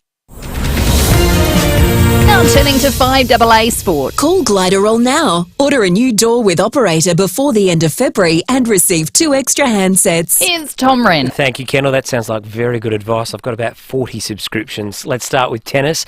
The women's final is locked in for the Australian Open. Craig Gabriel reports. The match of the tournament. To say this was a gripping and brilliant tennis match would be doing it an injustice. Till the last point was played, you couldn't guess who was going to win. Iga Swiatek served for the match. Madison Keys survived a match point, and just after midnight the American put herself into the Australian Open final when Swiatek sent a return long 5-7, 6-1, 7-6, 10-8 in the match tiebreak. Keys will play Aryna Sabalenka for the Australian Open. Well, a massive day for Spaniard Javier Romo after winning Stage 3 of the Tour Down Under, which is his first ever victory as a professional. It also means he holds the overall leader's ochre jersey heading into Stage 4. That'll begin from Glenelg today. Well, Jess and Naomi Fox will this morning be back competing on home soil for the first time since their Paris heroics. Canoe Slalom's Oceania Championships begin today in Penrith, with many competitors casting an eye to the World Championships at the same venue later this year. Despite being the most decorated athlete in the sport's history, Jess says she's still hungry for success. That's what keeps me coming back, is that I can see that there's still room for improvement, that I haven't quite hit the peak yet, or at least I can see there's still potentials. Well, the Open Championship will return to the home of golf in 2027, St Andrews in Scotland. Meantime, the second round of a PGA event is well underway in California, and Aussie Aaron Baddeley is doing well. He's currently tied for 7th, putting him just 5 shots off the lead. And a much-needed win for Ange Postecoglou's Tottenham, winning 3-2 against Hoffenheim in the Europa League, which means they've guaranteed progression into the knockout stages of the tournament. Meantime, it's still 0-0 between Manchester United and Rangers, about half an hour into their contest. And that's the 5AA Sport. Now checking 5AA traffic. Selling your commercial property for top dollar is made easier with the team at RWC Adelaide. Visit rwcadelaide.com. Hey, good morning. It's a good start to your Friday with no major issues. Look out for a concrete spill in Paraka, though. Main North Road near Montague Road. Got those urgent works on Grange Road near Douglas Street and Flinders Park affecting Citybound. And, of course, the tour down under continues today with road closures in place around parts of Glenelg, including Jetty Road, till about 2:30 as it makes its way to Victor Harbour. Check your speeds today. Grant Scully Road, Clarendon, and Hillier Road, Ranella. Harris Scarf Friend Sale is on now. Save 50% off full price towels by Sheridan. Conditions apply. Harris Scarf, great brands, great prices. Adelaide's most accurate traffic on 5AA. A mostly sunny day ahead, a top of 28. More of the same tomorrow, 30. Mostly sunny on Sunday, up to 37. And partly cloudy for Monday, 34. Right now, 12. More news as it happens on 5AA. Don't miss Cheapest Chips Chippy Rewards Super Sale this weekend. Cheapest Chips. Members get up to 30% off fantastic deals, like 30% off summer clothing, 30% off pet toys, 30% off aged care, and 25% off Sedona cleaning products. Not a member? It's easy to become one. Sign up now by heading to cheapestchips.com.au or sign up in store before you purchase. Don't miss Cheapest Chips Chippy Rewards Super Sale. Live cheaper this Friday to Sunday with Cheapest Chips. Stuck in the daily grind? Wouldn't you rather be owning your friends on the dodgems, enjoying tasty treats, competing for the higher score, or dancing off with your mates? Join us at Archie Brothers for the fun we'd all rather be having. Book your spot online. There's literally 100 reasons to choose Roof and Render SA to replace your roof. Roof and Render SA are 4th generation roofers. They've been replacing roofs for over 100 years. They use 100% Colorbond steel so you know it will last. Plus, Roof and Render SA are 100% South Australian, with hundreds of happy customers loving the experience. Call into the showroom at Lonsdale or take a look online. Google Roof and Render SA for more. Stay informed, get involved. 5AA, always Adelaide. Drive away in the Tucson Hybrid by Hyundai from just $46,990 drive away. T's and C's apply. David Penberthy and Will Goodings, 5AA Breakfast. 8 minutes after 7. Good morning to you if you're joining us for the first time on this Friday, the 24th of January. As you've just seen on the Foodland Supermarkets Facebook and at YouTube live stream, the sun is up. Another beautiful day on the way in Adelaide. Coming up this hour, Peter Dutton, the leader of the federal opposition, in just a moment. Timmy Jennifer ahead of a big weekend in sport. We're going to flash back in time with Michael Smith. And you're going to want to stick around after 8 o'clock, because in Breaking at 8 this morning, you are going to hear from a true South Australian icon. Well, joining us now for the first time in 2025 is the leader of the federal opposition, Peter Dutton. Mr. Dutton, good morning, Happy New Year, and thanks for your return to the 5AA Breakfast Show in 2025. Pleasure, Pambo. Thank you very much.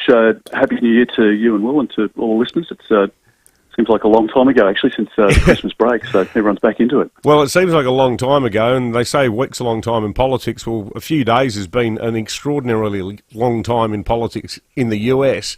As a Conservative politician, can I ask you, Mr. Dutton, when you look at not just the fact that Donald Trump has returned, but the manner in which he's returned, does it change your thinking? Does it change your tactics as you approach the looming federal election here in Australia?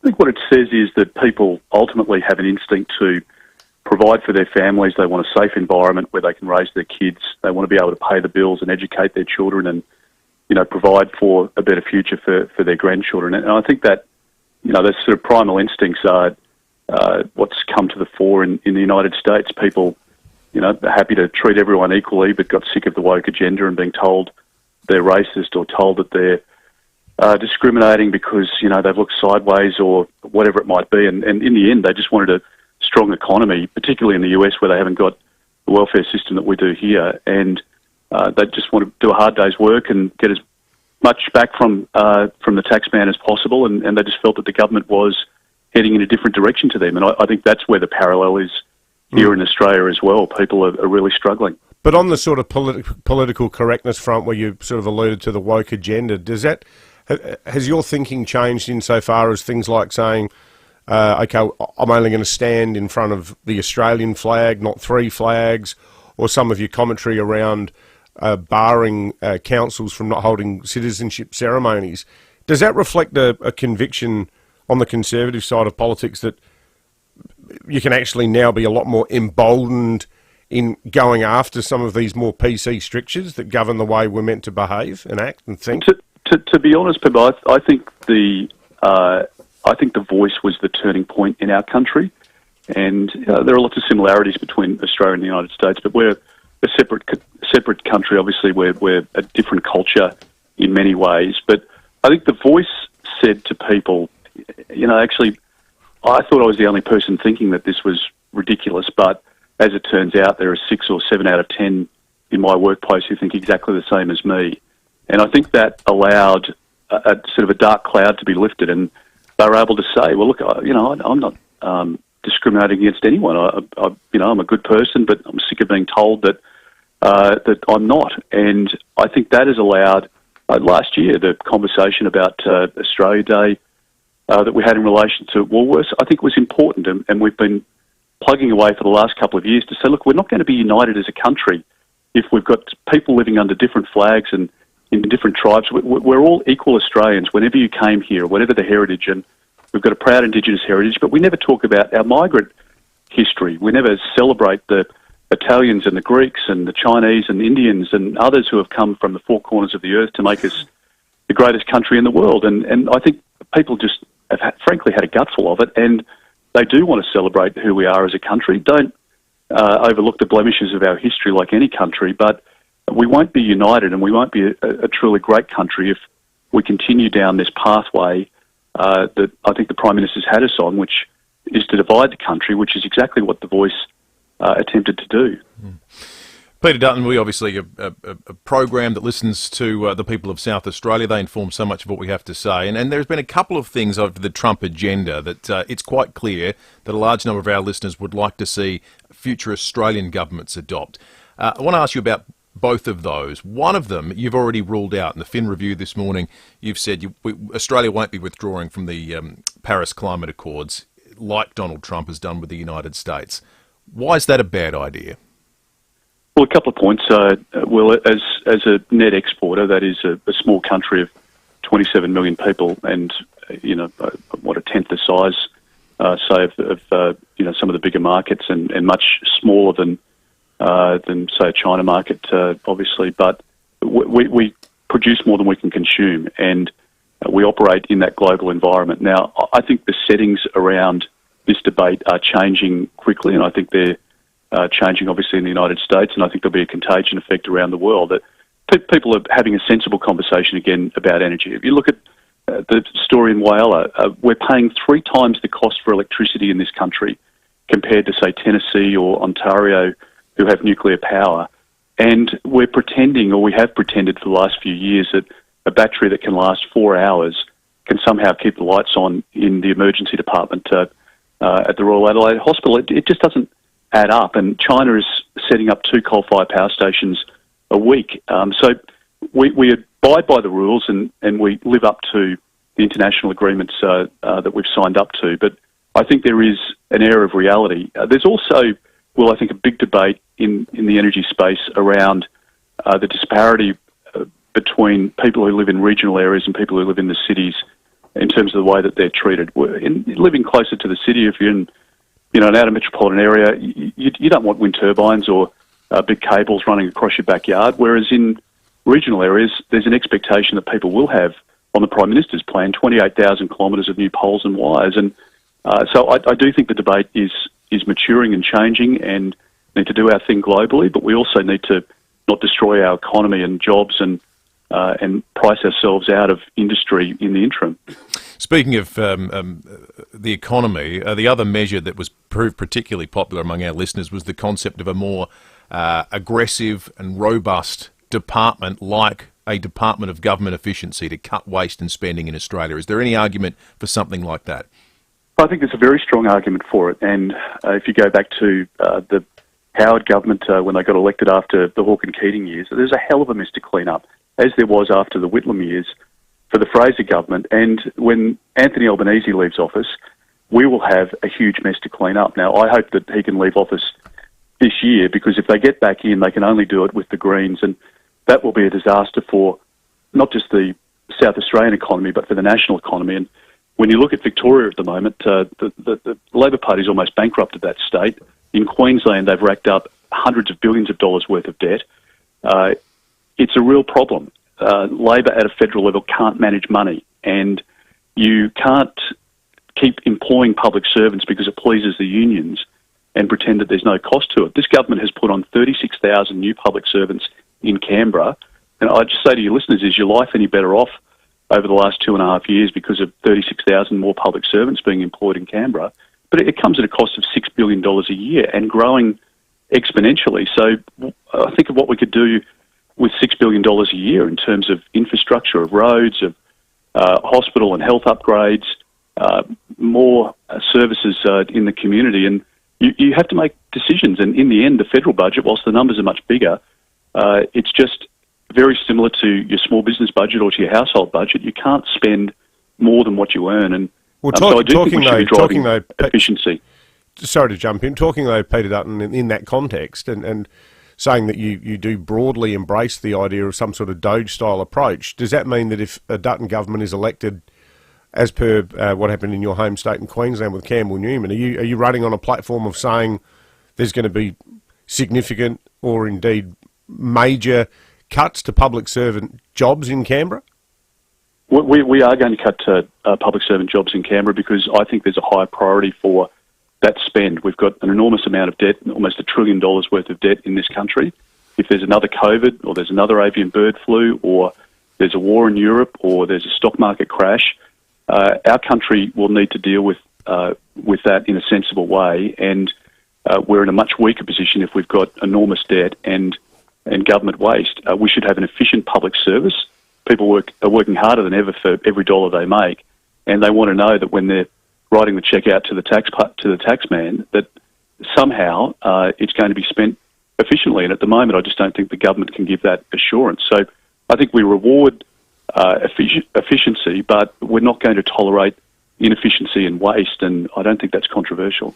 And just finally, Mr. Dutton, we always do Meat Tray Friday here on a Friday with our listeners, and we're asking people today if they could govern by executive order, just hold up a piece of white paper with a Sharpie, what would they do? Have you been taken by that idea? If you get in, you're going to head down to Office Works and buy some A3 card and a couple of black Texas? You've got to get that signature right. There's a lot of sort of up and down in that signature.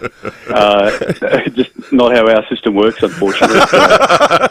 If you could write anything on it, what would it be? Maybe, I don't know, Brisbane Broncos Premiership or something like that? Yeah, well, that's not going to happen, is it? Unfortunately, but we'll see how we go. Well, no doubt we'll see you here with Boothby and Sturt being pivotal to the federal result. It's going to be interesting to see what happens there, but we'll catch up again later in the year. For now, Mr. Dutton, thanks for joining us this morning on 5AA. Terrific, guys. Thanks. Take care. Bye-bye. 19 after 7. Lots of feedback to that chat coming through on the Police Home Care text line. We'll tease some of that out shortly. We're going to check traffic and Timmy G on Sport next. Yeah, well, pretty good start to your Friday. No major issues. Look out for a concrete spill in Paraka, though. Main North Road near Montague Road. Got those urgent works continuing in Flinders Park. Grange Road near Douglas Street affecting Citybound. And, of course, the tour down under continues today with road closures in place around parts of Glenelg this time, including Jetty Road, till about 2:30 as it makes its way to Victor Harbour. The Tucson Hybrid by Hyundai is now available. Visit Hyundai.com.au or your local showroom today to find out more. T's and C's apply. Adelaide's most accurate traffic on 5AA. When you buy Fluorio Milk Company milk, you're pretty much buying direct from the farmer. We bottle it and send it straight to the supermarket. We deliver it ourselves too. it means we can give SA dairy farmers the best possible price per litre. So when you buy Fluorio milk, you're supporting SA dairy farmers and their families. Plus, your money stays here in SA. And in these times, that's good for all of us. Look for the local in your supermarket. Fluorio Milk Company. We're for SA dairy farmers. Steinborner Automotive in Gawler, Noorayootpur and Clare has always been well worth the trip, even more so with their 41st birthday sale. Steinborner has purchased over 400 certified vehicles, SUVs and 4x4s, all with free roadside assist, and ripped $500,000 off normal prices across the range with $1,500 trade-in bonus on all trade-ins. Plus, deals on new and demo Hyundai, Ford, Mitsubishi, Jack and Mazda. Visit steinborner.com.au. If your business needs finance fast, speak to Universal Finance right now. Universal Finance make business loans easy. Unsecured business loans and business overdrafts. Universal Finance can help your business now with same-day settlements in most cases. See Universal Finance in Kent Town or search Universal Finance.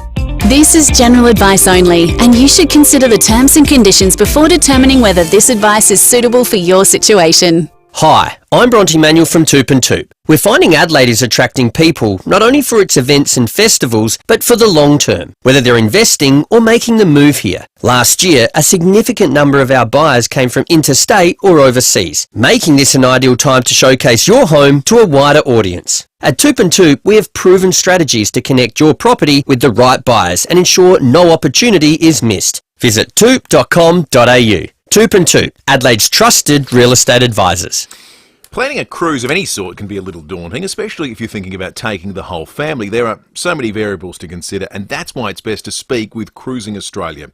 They're not tied to any particular cruise company, which means they have real flexibility when it comes to planning your cruise. Plus, they'll manage absolutely everything from flights and accommodation to which type of cabin will best suit your situation. For example, seniors may wish to be close to easy lift access, and young families might want to be close to where all the action happens. Unfortunately, you don't have that flexibility with a lot of bundle deals that are on offer, but you'll always have it with Cruising Australia. There's no booking fees either, which is a great saving. Plus, you'll have complete peace of mind with a 24-hour phone line to reach your agent should you need it. Cruising Australia, that's how you cruise. Visit cruisingaustralia.au.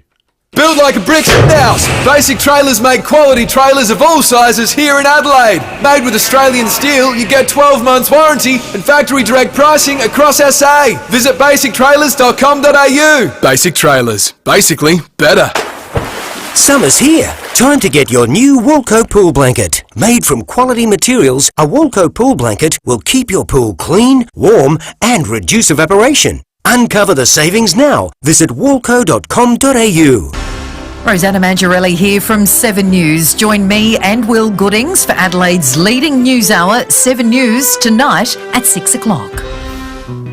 Drive away in the Tucson Hybrid by Hyundai from just $46,990 drive away. T's and C's apply. David Penberthy and Will Goodings, 5AA Breakfast. 23 after 7. Election year. You get one of the federal leaders on and you get a big reaction on the police home care text line. We'll get to some of those in just a second. 0480 08 1395. If you want to hear about the world of sport, well, don't go anywhere because Timmy G is coming up in just a few moments' time. Let's get to some of those texts. We've had a largely, in fact, strongly positive response to the interview we just did with Peter Dutton. A lot of people are, for the Prime Minister, unfavourably comparing Mr Dutton's communication skills with those of Anthony Albanese. Mark in Whyalla says, how good does Peter Dutton communicate? Straight talking and easy to understand. No waffling like Albo, who seems petrified that he'll say the wrong thing all the time. A couple along these lines, though. The $1 trillion of debt came from the Liberals. The hypocrisy of talking about waste. Remember JobSeeker. Dutton's voted against every cost of living measure the government's put up. He's a fraud. And a lot of very strong comments in favour of what Peter Dutton was saying about Australia Day and being shamed into feeling bad about our history and so forth. And I actually think, in line with what the polls have been showing over the last 3 months, where there's been a gradual improvement for Dutton as preferred PM, most listeners are saying that they like what they hear from him more than they do from the current Prime Minister. Speaking about report cards with distinctions. Here's Ginnivan. Tim Ginnivan on 5AA Breakfast. Timmy G! Oh, it's always good to chat with Timmy. Means there's sport to talk about. Means that it's a Friday and the weekend is just around the corner. Timmy G, good morning to you. Oh, good morning, gentlemen, and welcome back. 2025 is alive. Oh, can't wait. Welcome back to you too, Tim. Always great to hear your voice, mate. Did you have a good break? What's been your what have you loved over summer, mate? Oh, the summer love. We did this on Monday. It was sensational. But I've got to say, the two test series, the men's and the women's, have been outstanding. I thought the India clash just had so much in it. It was just excellent, fantastic. wasn't it? It was, and it was gripping, and it was one of those, especially, I reckon the Sydney test, you just didn't know which way it was going to fall. So I really did enjoy that whole series, and I thought that's what makes test cricket so great and so unique.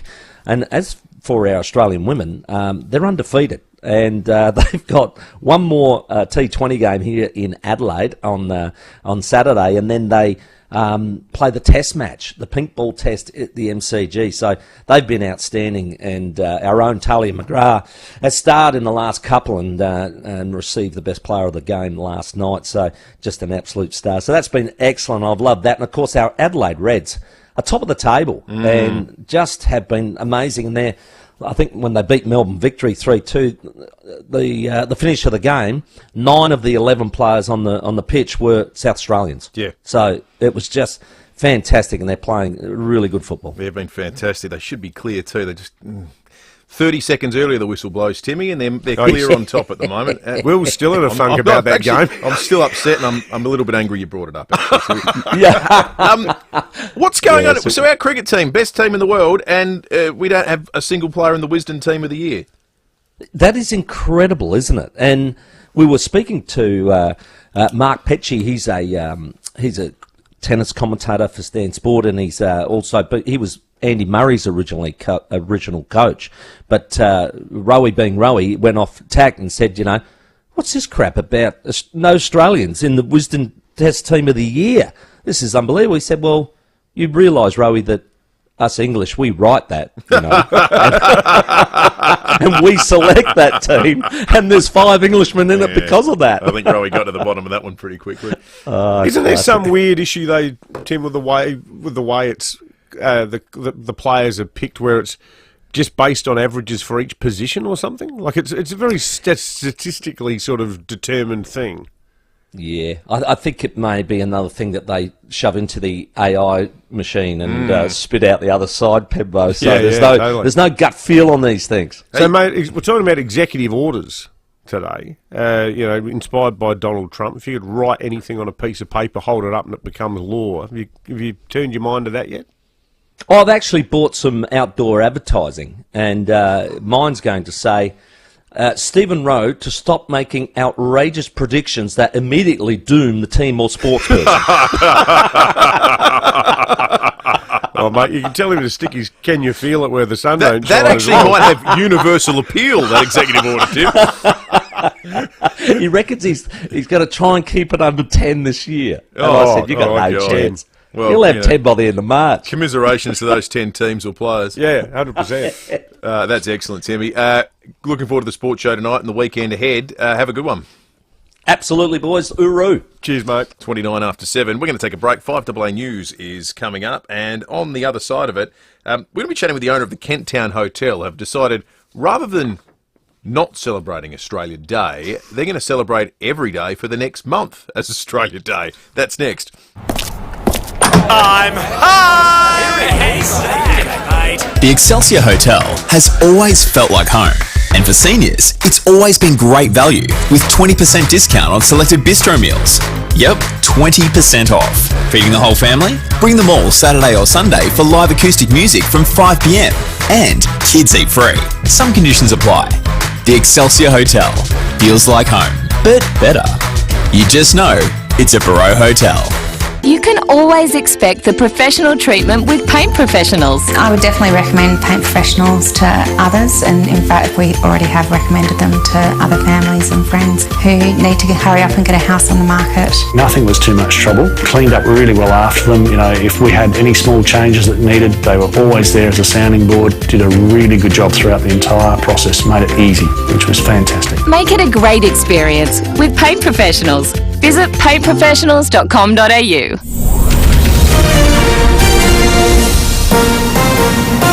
This is 5AA News, always Adelaide. Mostly sunny and 28. With the 7:30 news, I'm Kendall Brettig. Make RAA approved windscreen repairer Complete Windscreens your insurer repairer of choice. Visit completewindscreens.com.au.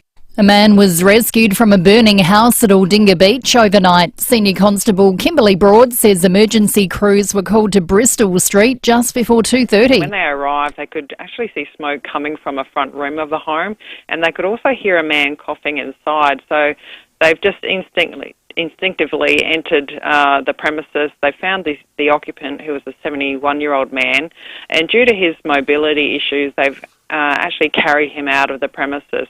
The man was taken to hospital with smoke inhalation. The cause of the fire has been deemed non-suspicious. Apprentices in the housing sector will be offered a $10,000 incentive payment if Labor wins the next election. The expanded program aims to address a critical shortage of construction workers, but opposition leader Peter Dutton says the Labor government's created this crisis. We support a program that's going to get more apprentices into the system, but we've got a housing crisis that Labor's created. Unions are warning of potential flight delays when ground staff walk off the job today. Donata employees will be holding 4-hour stoppages around the country, including Adelaide, affecting dozens of flights. The dispute is over improved pay and conditions. A British teenager who murdered 3 young girls at a dance class has been sentenced to life in prison with a minimum of 52 years. 18-year-old Axel Rudakabana admitted killing the children and stabbing 10 others at a Taylor Swift-themed event in northern England. The attack shocked the nation and led to days of rioting. Detective Chief Inspector Jason Pye says he hopes the sentence will bring some closure to the victims' families and survivors of the attack. Although no outcome at court today could possibly ease the pain and trauma for the victims and their families, I hope that knowing Rudakabana will spend a considerable amount of time in prison will at least bring some comfort. The thoughts of everyone at Merseyside Police remain with their families. Aussie actor Guy Pearce has been nominated for an Oscar ahead of the March 2nd ceremony. The former Neighbours star has been given a nod for Best Supporting Actor in The Brutalist, in which he plays a ruthless businessman. What if one of them dies? What if they both die? Who pays for it? You going to pay for it? Are you going to pay for it? And a reporter from the Nine Network has stepped down after accepting $50,000 from Melbourne billionaire Adrian Portelli. Alex Cullen has finished up on the Today Show after reaching an agreement with Nine. Mr. Portelli offered the money to the first media personality to use a nickname he created for himself live on air. The payment's been returned and donated to charity. Now turning to 5AA Sport. Call Gliderol now. Order a new door with operator before the end of February and receive 2 extra handsets. Here's Tom Wren. Thank you, Kendall. Arena Sabalenka is through to Saturday's women's singles final at the Australian Open. She'll face American Madison Keys, who beat Poland's Iga Świątek 5-7, 6-1, 7-6 in a thriller. Being able to just kind of stay as close as I could in that tiebreaker until the end, just really proud of myself for that match. Yeah, incredible finish. FIVEAA Romo has taken out stage 3 of the Tour Down Under after winding through the hills and finishing in Uradla yesterday. And he's got it. Hey, look at that. He takes a bow. Audio there thanks to Seven. Romo will wear the leader's ochre jersey today for stage 4, which begins in Glenelg. Well, Australian cricket captain Alyssa Healy is doing everything she can to be fit for the Ashes pink ball test at the MCG next week as she battles an ongoing foot injury. The 34-year-old telling Fox Sports she's desperate to play. Yeah, it's feeling really good. It's obviously I'm in the boot, precautionary, just to try and keep off it as much as I can and try and give myself the best opportunity to being out there next Thursday because I desperately want to be out there. Last night, the Aussie women recorded a 6-run win against England in their second T20 clash in Canberra. And tonight, it's a massive men's Big Bash final between the Sydney Sixers and Sydney Thunder, the winner to progress to the grand final where they'll play against the Hobart Hurricanes. And Tottenham's players have eased some of the pressure on under-fire manager Ange Postecoglou with a 3-2 win in the Europa League against Hoffenheim. Son Heung-min, with a neat finish to give his side a 3-1 lead. Now Son! And Tottenham have a third! Yeah, beautiful finish. Audio thanks to Stan Sport. Manchester United's currently locked at 0-0 against Rangers heading into the second half. And that's the 5AA Sport. Now to the traffic. Selling your commercial property for top dollar is made easier with the team at RWC Adelaide. Visit rwcadelaide.com. Hey, good morning. Look out for a crash at the moment in Dry Creek, north-south motorway near the Port River Expressway. In Parecca, got a concrete spill, Main North Road near Montague Road, and urgent works in Flinders Park, Grange Road near Douglas Street affecting Citybound. Plus, of course, the tour down under continues today. Road closures in place around parts of Glenelg, including Jetty Road, till about 2:30 as it makes its way to Victor. See the Ashes ignite when Australia take on England in the CommBank Women's Ashes T20 International, Adelaide Oval tomorrow. You need to see it live. Search Ashes tickets. Adelaide's most accurate traffic on 5AA. Mostly sunny and 28 today, more of the same tomorrow, 30 up to 37 on Sunday, and partly cloudy for Monday, 34. Right now, 15. More news as it happens on 5AA. Upgrade your horizons with Regent 7 Seas and Phil Hoffman Travel. Save up to 40% off select itineraries, plus a free 2-category suite upgrade and $300 shipboard credit per suite. Join Phil Hoffman himself on an extraordinary journey aboard the luxurious 7 Seas Grandeur, the newest addition to the world's most luxurious fleet, from Paris to Barcelona in September 2025. Offer ends 28th of February. Visit pht.com.au. 10% in bonus gift cards. Today only at Harvey Norman. Get 10% of your purchase price in bonus gift cards when you spend $500 or more on selected products. Hurry, stores are open until 9 p.m. tonight with this huge one-day offer. 10% in bonus Harvey Norman gift cards. Shop in store, shop online. 10% in bonus gift cards on now at Harvey Norman. Today only. Do not miss out. Stores open until 9 p.m. tonight. Terms, conditions and exclusions apply. Gift card valid for 1 month. Trading hours may vary. Hyundai recently won the prestigious motoring award of Wheels Car of the Year, which is pretty amazing news by itself. But it gets better than that. Hyundai is also the proud exclusive vehicle partner of the Tour Down Under. And right now, Hyundai is celebrating with the Keys to Summer clearance event across their entire range. It includes everything: petrol, hybrid EVs. So visit your local Hyundai dealer for your opportunity to experience an award-winning brand and pick up a fantastic deal for yourself this January. Hyundai Wheels Car of the Year winner and proud exclusive vehicle partner of the 2025 Tour Down Under. Drive away in the Tucson Hybrid by Hyundai from just $46,990 drive away. T's and C's apply. David Penberthy and Will Goodings, 5AA Breakfast. 22 minutes to wait. Flashing back in time with Michael Smith very shortly. No clothes required for this flashback. That's coming up very, very shortly. Nude up. It's going to be either a big or bad 2 weeks for conspiracy theorists, because in the last 30 minutes, Donald Trump has signed another executive order. I just want to read out the words in the order that he's. Does this guy ever go to sleep? I think he just signs stuff all day. It's pretty extraordinary. Did you watch it the other night when he actually had the press in the room with him while he was doing it, and they could just ask him questions? It went for about an hour. Yeah, he certainly doesn't run away from questions. Here's the executive order. I'll read the text of it. More than 50 years after the assassinations of President John F. Kennedy, Senator Robert F. Kennedy and the Reverend Dr. Martin Luther King Jr., the federal government has not released to the public all of its records related to those events.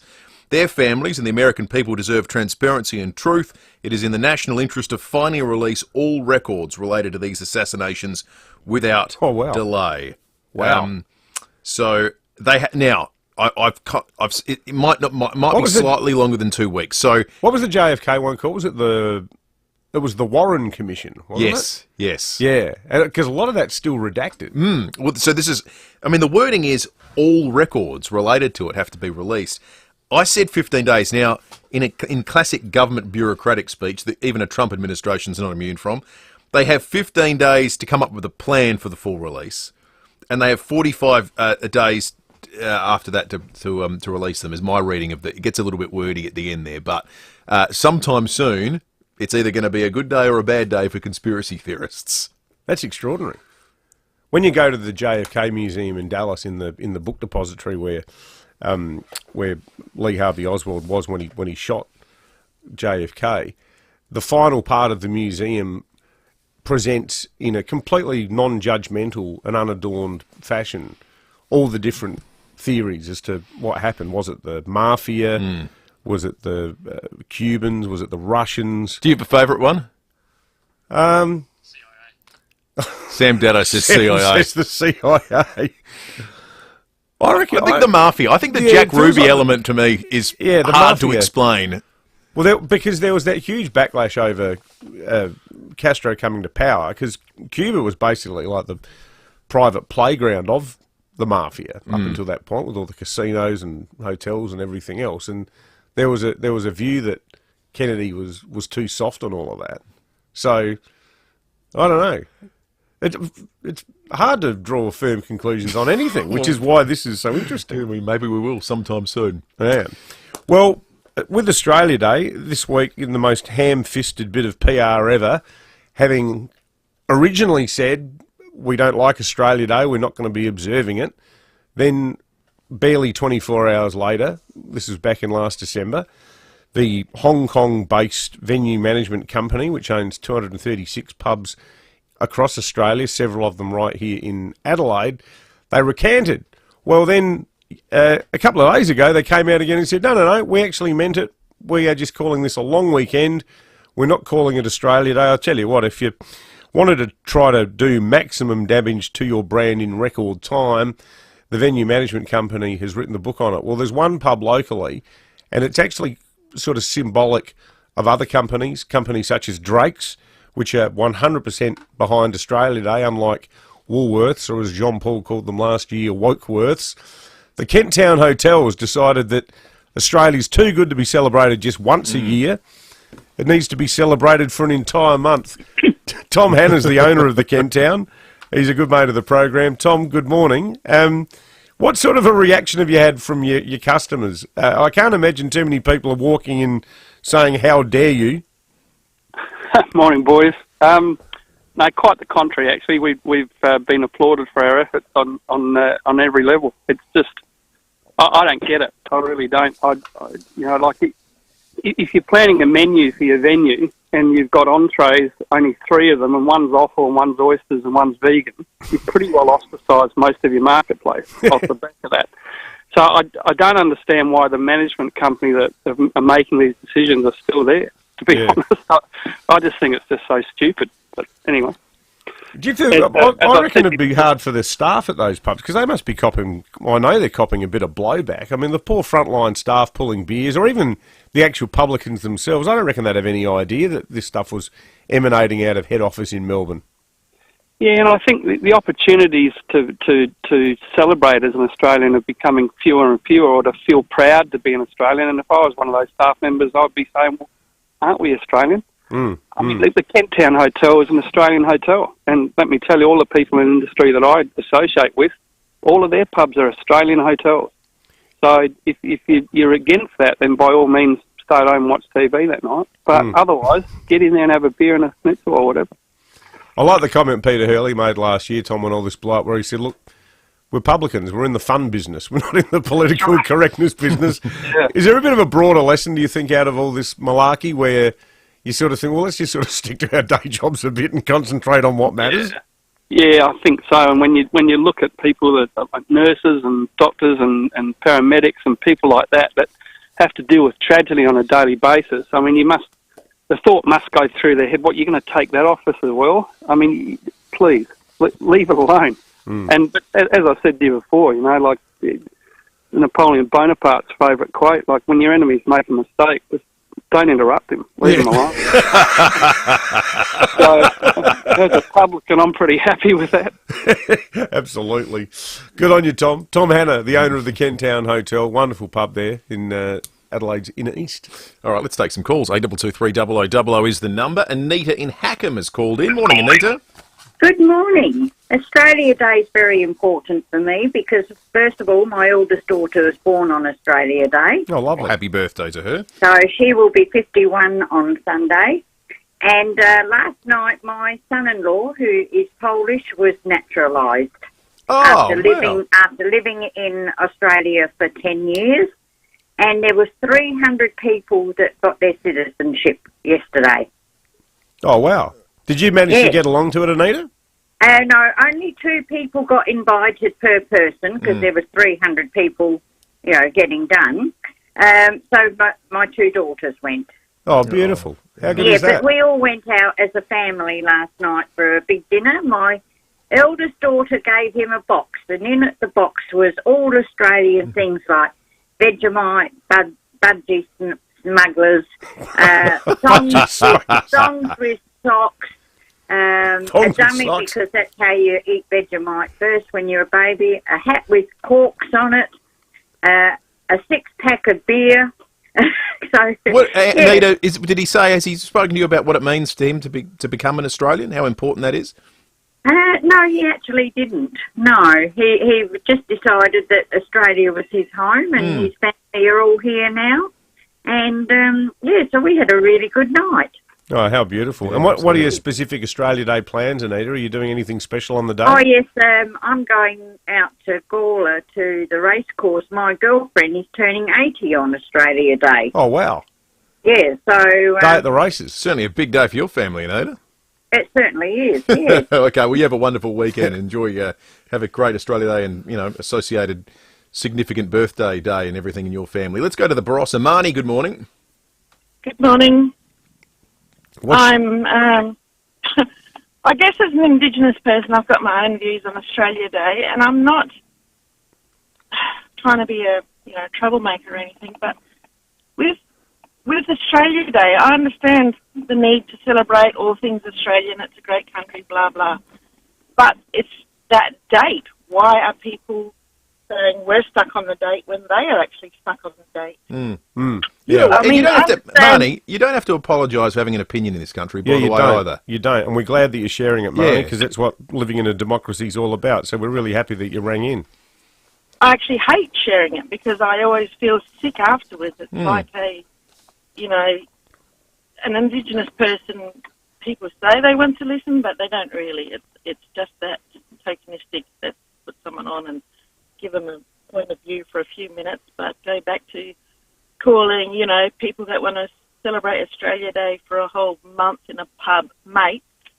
There's lots of things that get overlooked that still hurt Indigenous people. And, we are giving out citizenship awards to people on January 26th, the day that, the flag was put up to state that Australia was now an English colonised country. So it's that oxymoron thing going on where it's like, hey, new immigrants, Australia Day, January 26th is an amazing day for you, but Indigenous people, that's also the day. When people are celebrating Australia Day, do they really care about it being January 26th?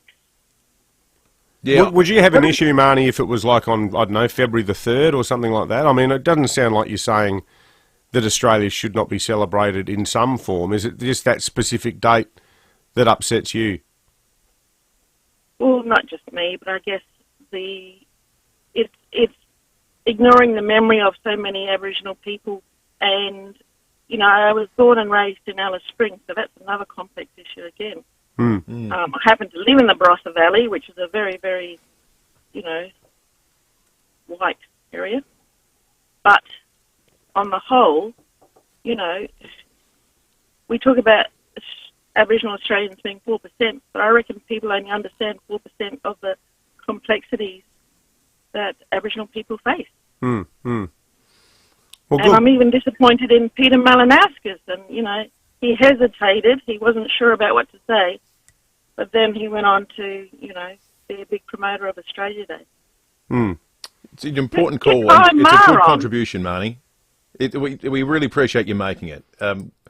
This is one of the great things that's been lost in the last few years is is a conversation with different sides of a debate in a cordial and respectful way. Yeah, totally. And we try to do it here. People and to anyone who would say, get Marnie off, why is Marnie on? Why that's not what this is about. It's not what this is about. It's not what Australia's about. Yep, that's right. I mean, I think, the greatest insult ever perpetrated on Aboriginal people was, in two Latin words, terra nullius, which means there's nobody here. Terra, land, nullus, nobody, nothing. Now that's just rubbish. That is just a historical insult. To say not only are we, this is now our country. There's no one here. Well, actually, there's a whole pile of people here. So there's things that, as an Indigenous person, and they have just as much right as anyone else. And I think actually to come on the show and say, well, not for me, thanks. I think Marnie's best point was one I think you could have made without fear of any comeback a decade ago, and that was that no one was particularly wedded to the 26th. They love Australia Day, but the date was kind of... Yeah. But now its positions have become so entrenched and hardened because of this lecturing, browbeating approach that we've got on both sides of politics, frankly, to making a point these days, where everyone on the opposite side is just an idiot, and it descends into some sort of name-calling thing that just crystallises positions. I don't think that's an uncontroversial point that she made, and I think it's a good one. But, some people texted in, like Jack says, tell her to move on. Well, no, Jack, we won't. Well, she's got every much as right as anyone else to talk to this show, and if the moment we become a country where you shout people down because you don't agree with them, then we're all stuffed. Yep, exactly right. Let's check traffic. We'll be back with more in just a moment. Thanks, Will. Got a crash to watch out for on the north-south motorway near the Port River Expressway in Dry Creek. Look out for a concrete spill in Paraka, Main North Road near Montague Road. Urgent works continuing Flinders Park on Grange Road near Douglas Street affecting Citybound. And of course, Tour Down Under continues today. Road closures in place around parts of Glenelg, including Jetty Road, till about 2:30 as it makes its way to Victor the Savo. The King Summer Sale is in its final days. Save up to 50% on selected Australian-designed award-winning furniture. Hurry, final days. Shop online or visit a King Living showroom today. Adelaide's most accurate traffic on 5AA. Don't let the sun set on your energy savings. With NRG Solar's cutting-edge batteries, your energy independence lasts long after sunset. Enjoy the freedom of solar, even when you're not home. Experience the future of energy. NRG Solar's new warehouse is fully stocked with wholesale solar and battery equipment. See it for yourself. NRG Solar, 1275 South Road, St Mary's, or call 1300 858 160 to explore a brighter, more sustainable tomorrow. It all started in the back shed.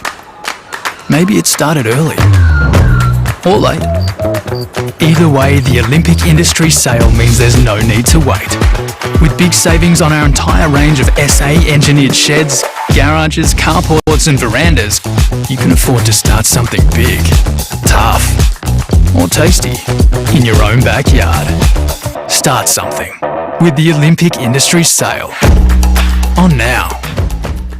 We've got Shane from Drummond Golf with us. Shane, you've made it so easy to improve your game with a room full of indoor simulators. Yeah, Tommy, we think all golfers out there will love our Big Swing Golf indoor simulators at Drummond Golf Mile End. We have a room full of simulators to play golf and other sports like soccer, baseball, basketball and even football with your mates, rain, hail or shine. It's great fun, isn't it, Shane? But more importantly, the simulators you have, they're an incredible tool for improving your game. Tommy, you're dead right. They're a great training tool thanks to the overhead Ion 3 camera that shows video of your clubhead angle, your clubhead speed and spin rate. So jump online and take a look at bigswinggolf.com.au, then call your mates and head to Drummond Golf Mile End. I'll grab a few people I know.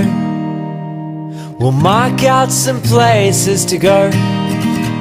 There's no invitation, just a destination, and that's the best freedom I know. Jump in the Jayco. Jump in the Jayco. Yeah, that's the best freedom I know. Wing it, fake it till you make it. Near enough is good enough. Some trades reckon experience is overrated. It's boring. At C&N Concrete Soaring, the only boring we do is through your concrete. C&N Concrete Soaring scan, cut, core and break concrete for pipes and cables in houses through to factories and everywhere in between. And we've been doing it since 1990. At C&N Concrete Soaring, experience does matter. It's not boring. Go to cndn.com.au. 5AA Breakfast is streaming live right now. To watch, simply head to 5AA on Facebook or YouTube. Drive away in the Tucson Hybrid by Hyundai from just $46,990 drive away. T's and C's apply. David Penberthy and Will Goodings, 5AA Breakfast.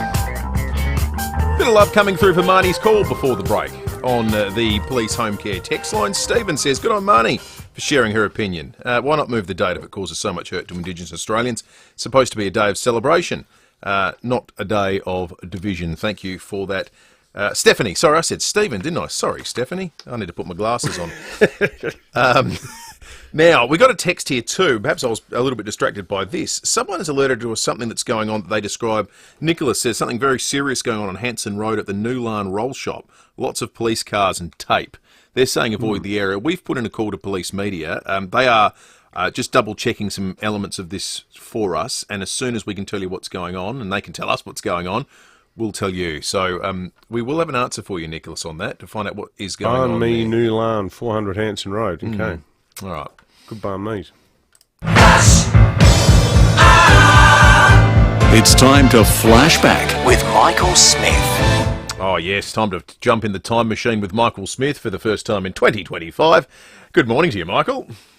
Good morning, Will and David. Now, you know, in about the 230 plus flashbacks we've done, I've had the opportunity to interview all sorts of remarkable people, from sports stars, musicians, to chefs, academics and politicians. But this week on Flashback, a first. In fact, the first for my career, because I have interviewed somebody completely naked. And I'm talking about them, not me. No, right. Because, just to clarify that, thank you. this year marks 50 years since Maslins became Australia's first legal nude beach. It happened back in February 1975 under the premiership of Don Dunstan. As you can imagine, fairly controversial at the time. But interestingly, he got a lot of support from across the political divide, particularly from former Liberal Attorney General and later Supreme Court Judge Robin Milhouse. South Australia really led the way when it came to nude beaches. Other states took years to follow our lead. In fact, to this day, Queensland still doesn't have a legal nude beach. In fact, only about 18 months ago, people were fined for getting their gear off on the beach near Noosa. I've caught up with Shaz Weaver, who's the president of the Australian Naturist Federation, who reckons this Maslins milestone is well worth celebrating. It's 50 years. You know, we were the first legal clothing optional beach in Australia. We set the pace for everyone else. Maslins shows Australia that the nudist community are people loving our freedom. We're looking after the environment. We're not causing trouble. And there are people in their 70s and 80s who are still going. Honestly, you haven't lived till you've swum in the sea with no clothes on. Really, it's the most beautiful feeling. Well, now, David, I remember about 15 years ago, David, I remember you wrote a column about Maslins, which started with a very funny gag about a sommelier. I'm not sure you can tell it on breakfast radio, though. No, you can't. You can't. You can't talk about a joke and then say, no, I'm not going to tell you the joke. Well, people can Google the joke. It's worth looking up. Whatever, say it real fast. Yeah, go on. Why was the sommelier kicked out of the nudist colony? He was walking around with a semi on. There you go. That's the joke. It's a delicious wine. Play it back slowly.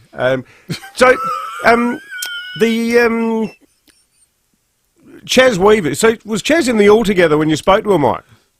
She was in the Altogether. She has been going to Maslins for about 40 years. In fact, only put her clothes on to open the door of her house to let us in, and said she felt much more comfortable with no clothes on. So that was a first for my career. I was going to say, you've been in this game a long time. This is your first nude interview. What do you do with your gaze in that situation, Michael? You sort of look at the painting on the wall? Is it all strict eye contact? A shout out to also Will, our colleague Tony Salvatore, who has for televisual purposes, very cleverly shot the interview through an aloe vera bush to mask anything that the censors mightn't be happy with. And this segment is still going to be on Sunday night during the news, Michael. It's not. It has been signed off by our. It's been signed off by our boss. Well, we're not being pushed till to the midnight slot. No, 6 p.m. on Sunday. All right. Well, that is excellent. That's going to be fantastic. Good on you, Michael. Michael. That is what they call appointment-setting television. Michael Smith with his excellent flashback segment. We should, unafraid of storytelling, wherever that story may be. We should turn the police home care text line into a bit of a private confessional. I wonder how many of our listeners have ever gone to Maslin's.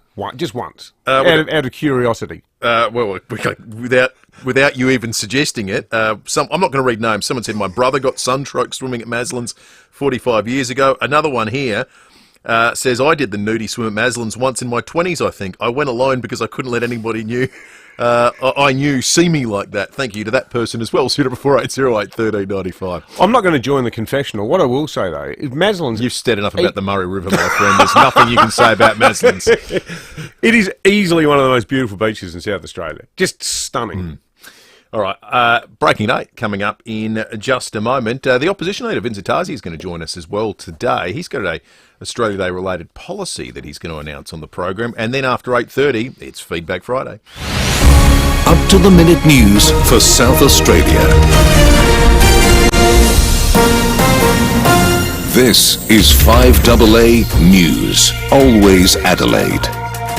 Mostly sunny and 28. With the 8 o'clock news, I'm Kendall Brettig. Chipped windscreen? RAA approved repairer Complete Windscreens repairs it from just $99. Find the big red koala.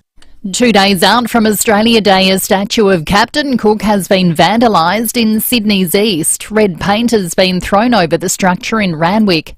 It comes as a new poll shows renewed support for Australia Day on January 26. Gabriel Hodson has more. After years of debate about changing the date, a new poll by Resolve Strategic for SMH The Age has found support for Australia Day has risen from 47 to 61% in the space of 2 years. 52% of voters also back the idea of a federal law to make sure it stays on January 26, along with local citizenship ceremonies. This Sunday marks 237 years since the first fleet landed at Sydney Cove, the land of the Gadigal people.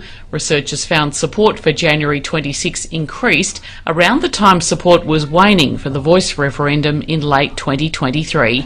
There could be flight delays for travellers heading off for the long weekend as more than 1,000 airport workers walk off the job. Ground handlers are undertaking 4-hour rolling stoppages around the country, including in Adelaide. TWU Secretary Michael Caine says negotiations have dragged on for too long. These workers have been stuck in negotiations for a year and still they don't have assurances about decent terms and conditions. 2 quick-thinking police officers have saved a man from a burning house at Aldinga Beach overnight. They rushed into the home on Bristol Street and carried the 71-year-old man with mobility issues outside. He suffered smoke inhalation. One of the officers then put out the blaze with a fire extinguisher from the patrol car. The cause of the fire is not suspicious. A man convicted of murdering 3 children at a Taylor Swift-themed dance class in the UK has been sentenced to at least 52 years behind bars. Justice Julian Goose says there was no evidence Alex Rudakabana had any terrorist cause, but added his culpability is equivalent to terrorist matters. Delivering his sentence, the judge said he believed the 18-year-old intended to kill all of the 26 children at the Southport venue. He returned to continue his sustained and brutal violence against 2 of the youngest of those children, stabbing them multiple times. That demonstrated how determined he was to cause the maximum suffering he could. Donald Trump is warning the world if they don't make their products in the US, they'll face tariffs worth trillions of dollars. The newly elected president has delivered one of the first major speeches of his presidency to global business and political leaders at the World Economic Forum. Oil prices have fallen more than 1% after he said he'd asked Saudi Arabia and OPEC to cut prices. But Mr. Trump says businesses have a choice. My message to every business in the world is very simple. Come make your product in America and we will give you among the lowest taxes of any nation on earth. But if you don't make your product in America, which is your prerogative, then very simply you will have to pay a tariff. The Ukrainian ambassador to Australia has condemned a visit to Russia by SA tennis player Thanasi Kokkinakis. The 28-year-old attended a tournament in St. Petersburg last month, which featured current and past Russian players. The major sponsor was state-owned Russian gas and oil giant Gazprom, which has been the subject of financial restrictions imposed 3 years ago by Australia's Department of Foreign Affairs and Trade. Now turning to 5AA Sport. Call Gliderol now. Order a new door with operator before the end of February and receive 2 extra handsets. Here's Tom Wren. Thank you, Kendall. The women's finalists have been decided for the Australian Open, with Arina Sabalenka set to take on Madison Keys. Today, the men's semi-finals get underway. Craig Gabriel is at Melbourne Park. Novak Djokovic injured himself on court in the quarters when he was playing Carlos Alcaraz, but he finished the match and indicated his concern for the leg injury going forward. But he's had a couple of days to be fixed up, and he'll be as solid as expected against Alexander Zverev, who he leads 8-4. The last 5 they played flipped back and forth, and if that trend continues, then it would be Zverev's turn. Yannick Sinner and Ben Shelton play for the 6th time, and Sinner leads 4-1. Shelton won the first one, but since then he hasn't won a set from the world number 1. Well, Big Bash officials are reportedly considering a radical rule change for next season, taking a page from baseball. The Age reporting for double play runouts, where 2 batsmen could be dismissed in the same delivery, has been discussed. Meantime, the Aussie women recorded a 6-run win in their T20 clash against England in Canberra last night. To cycling, Spain's Javier Romo will wear the ochre jersey for Stage 4 of the Tour Down Under today, with riders set to leave from Glenelg before heading to Victor Harbour. Well, the hard work of pre-season continues for both AFL clubs today. The Power set to hit the track at Alberton just after 9 a.m. One game in the NBL overnight, with the bottom-placed Cairns beating the top-of-the-table Illawarra 100-94. Meantime, the Adelaide 36ers will take on the Sydney Kings in Sydney tonight as they desperately try to stay in playoff contention.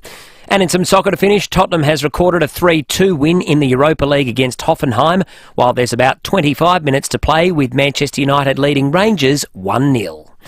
And that's the 5AA Sport. Now I'm checking 5AA traffic. Selling your commercial property for top dollar is made easier with the team at RWC Adelaide. Visit rwcadelaide.com. Hey, good morning. Look out for a crash at the moment on the North-South Motorway in West Home Marsh. It's near Port Road there and affecting northbound traffic.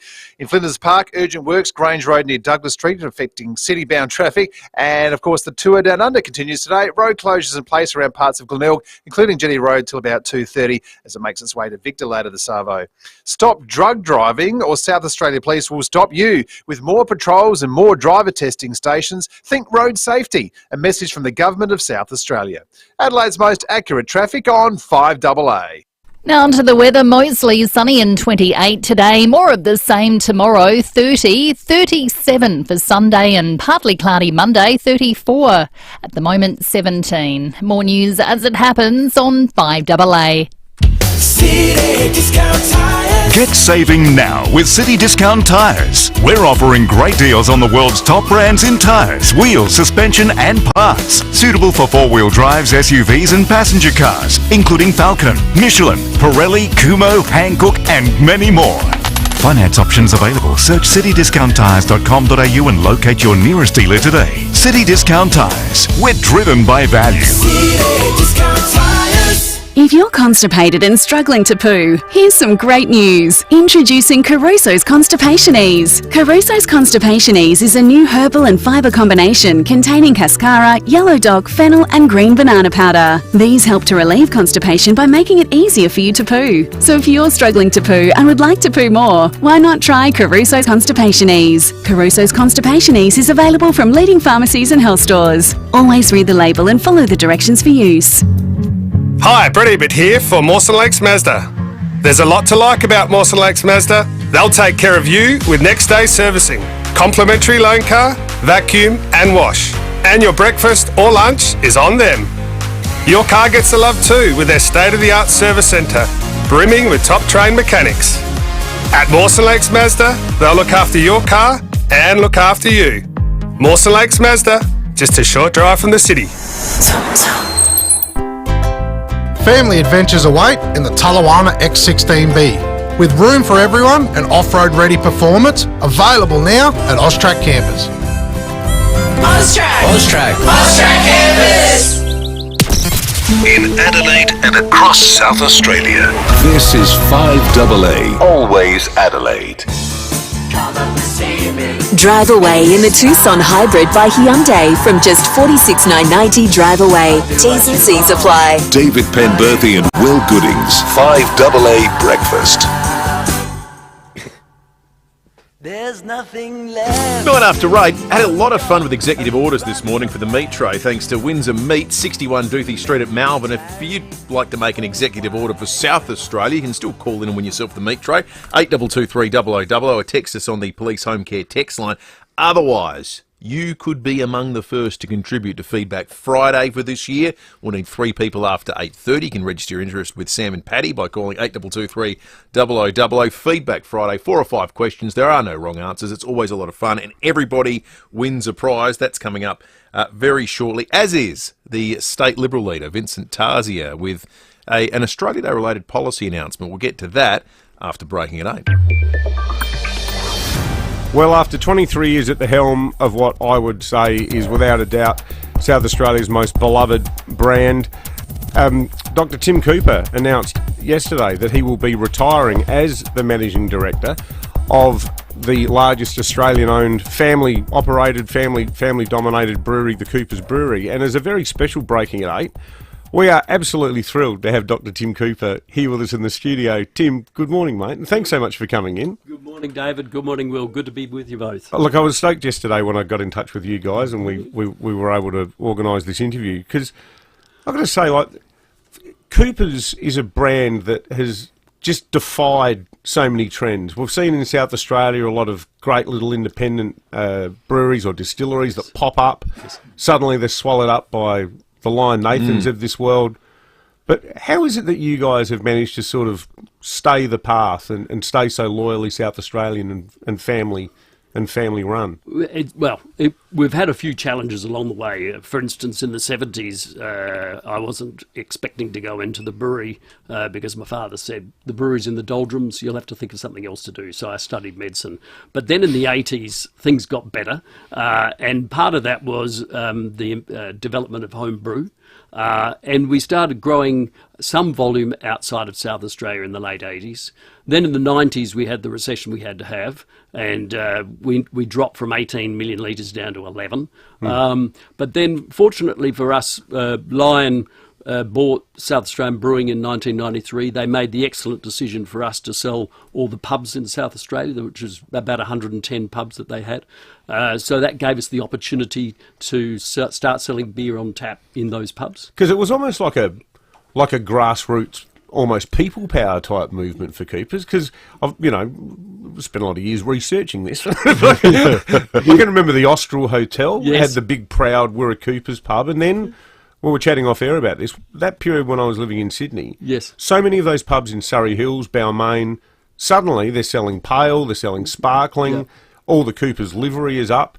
That big push into the other states of Australia helped you defy the downward trends for so many other breweries, did it not? Absolutely.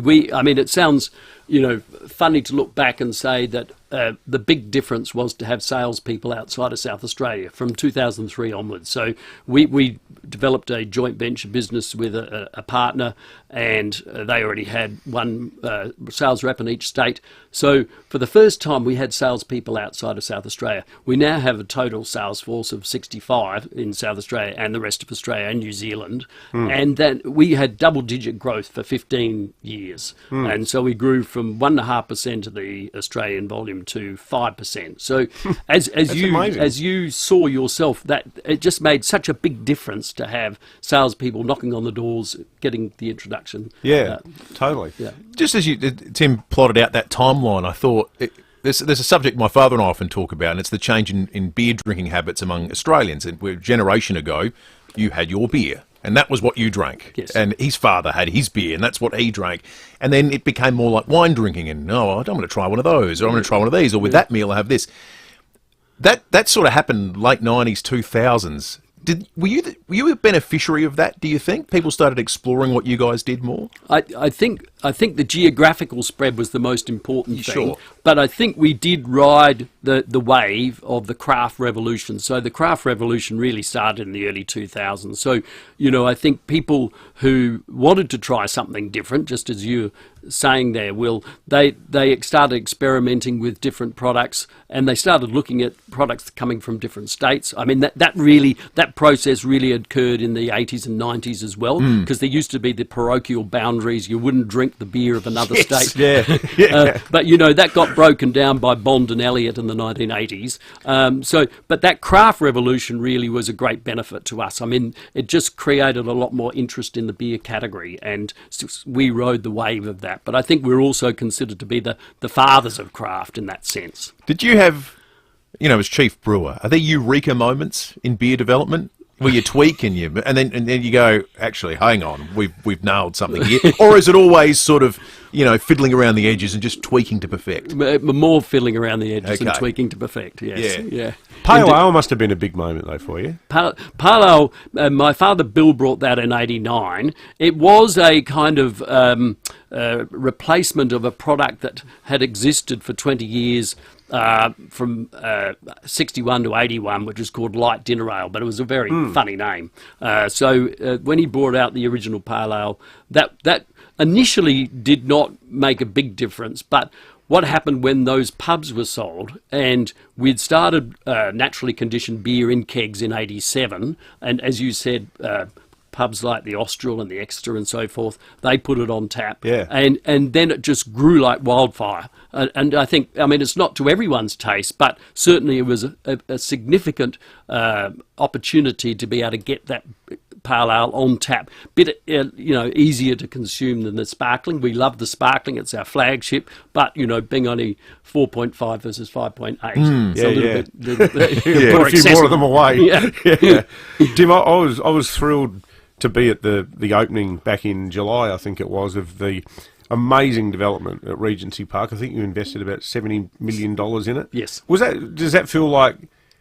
And you gave a wonderful speech that day, and and as did the governor. But the thing that really struck me about your family, what a special family you are, is how you and your siblings and your cousins, such a diverse range of skills, legal, marketing, your background in medicine, and it almost seems to be this family philosophy where you all broadened your horizons, but then you all came back to what's in your DNA. Yeah, I think it's helpful. I mean, Glenn and I are quite different people. We worked together for 20-odd years.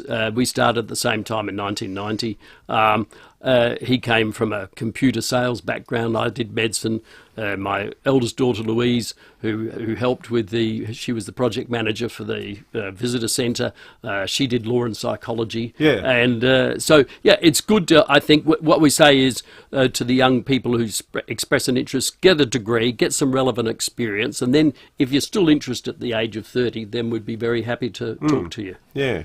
How many times have you had to fend off overtures from overseas companies like those out of Japan, like Kirin or Lion Nathan? Or there was really only the one significant battle in 2005. I mean, we've had others who sort of asked, do we want to sell? And you say no, and then that's the end of the story.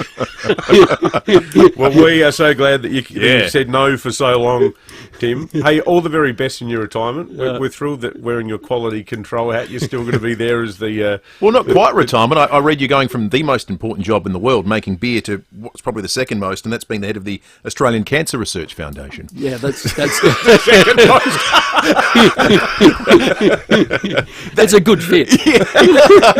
Well, could I ask you just very quickly before we do wrap up about that work? Because you're hearing there seems to be this genuine excitement and optimism around a lot of the opportunities that new technologies and things are creating in this space. Is it an exciting time? I think it's an exciting time because the knowledge, the molecular biology of cancer is starting to become so well understood. I mean, there's still a lot to go, but the way that the physicians now are targeting specific molecules with immunotherapy and other tactics means that the battle in terms of fighting cancer is just keeps on getting better and better. The knowledge base is so enormous now that we understand the DNA and what effects are occurring within the cell to cause the cancer. Well, all the best with the work. It's, as I say, incredibly important. Yeah. No, thank you very much. Good on you, Tim. So great having you in. All the very David. best. Thanks, mate. Cheers. Cheers. Good to be here. 19 minutes after 8, we're going to check traffic. Stay with us. Vincent Taria coming up next. Yeah, thanks, Will. Look out for a crash at the moment in West Highmarsh. It's on the north-south motorway near Port Road there. One lane is closed, affecting northbound traffic. In Flinders Park, urgent works on Grange Road near Douglas Street, affecting city-bound. There's works on the freeway up track through the tunnels there. Speeds are at 40. And, of course, the tour down under continues today with road closures in place around parts of Glenelg, including Jetty Road, till about 2:30 as it makes its way to Victor this Arvo. Join Anytime Fitness today and get a $349 club voucher to kickstart your fitness journey. Search Anytime Fitness. Participating clubs only. Terms and conditions apply. Adelaide's most accurate traffic on 5AA. The 5AA Sports Show. Rowie and Timmy G. Valtteri Bottas is here, as well as our very own Olympic cycling star from Adelaide, Tiffany Cromwell. Welcome, you two legends. Bloody oath, mate. Stop it. So Tiff's taught you? Yeah, I'm learning Australian. Yeah. He needs you to understand me. The 5AA Sports Show. If I talk full Australian, they don't understand me. Don't they? No. Weekdays from 4 p.m. on 5AA. Always Adelaide. If you can't stop using your mobile phone illegally, drink or drug driving, driving without a seatbelt, speeding or driving dangerously, South Australia Police will stop you. With more patrols, more road safety cameras and more driver testing, stop breaking the rules before we stop you. Think road safety. A message from the Government of South Australia. Steinborner Automotive in Gawler, Nooriutpur and Clare has always been well worth the trip, even more so with their 41st birthday sale. Steinborner has purchased over 400 certified vehicles, SUVs and 4x4s, all with free roadside assist, and ripped $500,000 off normal prices across the range with $1,500 trade-in bonus on all trade-ins. Plus, deals on new and demo Hyundai, Ford, Mitsubishi, Jack and Mazda. Visit steinborner.com.au. If you're thinking of building or you're renovating your kitchen, you've got a lot of choices to make, but the first choice is an easy one, Smeg. We have an amazing Smeg showroom right here in Adelaide, Debney Distributors in Dudley Park, and inside you'll find the full Smeg range on display. It's got everything from ovens, cooktops, dishwashers, fridges to wine cellars, kettles and more. Smeg seamlessly pairs powerful performance with architectural design. Now, you don't need to tell me about these, I've done them. There's cooking demonstrations where they show you how to get the most out of your oven. You can really taste the difference with Smeg. They are fantastic ovens to cook with. Proudly made in Italy since 1948. The colour design and tech is world famous. Smeg, it's technology with style. Visit the Smeg showroom today at Debney Distributors, Harrison Road, Dudley Park. Get ready for a wild summer at Adelaide Zoo. These school holidays, grab your binoculars and head to the jungle treasure hunt through the zoo. With a day packed full of adventure, you'll get up close to monkeys, meerkats, tigers and more iconic animals. Discover the wild within at Adelaide Zoo. Tickets available at the gate or search for Adelaide Zoo online. Hey, if you're like me and love a good bargain, check out Star Discount Chemist. They're all about great value and helping your family stay healthy. Go in-store or online for click and collect and delivery. Star Discount Chemist. How can we help? Rosanna Mangiarelli here from 7 News. Join me and Will Goodings for Adelaide's leading news hour, 7 News, tonight at 6 o'clock. Drive away in the Tucson Hybrid by Hyundai from just $46,990 drive away. T's and C's apply. David Penberthy and Will Goodings, 5AA Breakfast. 23 minutes after 8, coming up on Stacey Lee's program today, one of, I think, the most popular segments on 5AA. It's Foodie Friday, where just after 3 p.m, Stacey herself, how about this, we're cooking up some of the new lamb shavapchichis from Olga's Fine Foods to celebrate Australia Day. Olga's, their snags are good. Thanks to Smeg and Powers, building or renovating. Your first choice should be visiting the Smeg showroom at Debney Distributors. Taste the difference with Smeg and pals. Well, for the second time this morning, we're going to have a leader of the opposition on the program. Don't worry, folks, it does not suggest any bias on our part, given we started the week talking to Premier Peter Malinauskas, and now, for the first time this year, we're chatting to the leader of the state opposition, Vincent Taria. Mr. Taria, good morning. Happy New Year to you. Now, specifically, we wanted to have a chat to you about your Australia Day policy that you've announced today. You're going to try to compel councils to hold citizenship ceremonies on the January 26th date. Is that correct? Yeah, absolutely. Good morning, Will. Good morning, Pembo. Absolutely right. So, in addition to what the federal opposition leader, Peter Dutton, has said, he's been obviously consistently advocating for celebrating Australia Day on January 26th.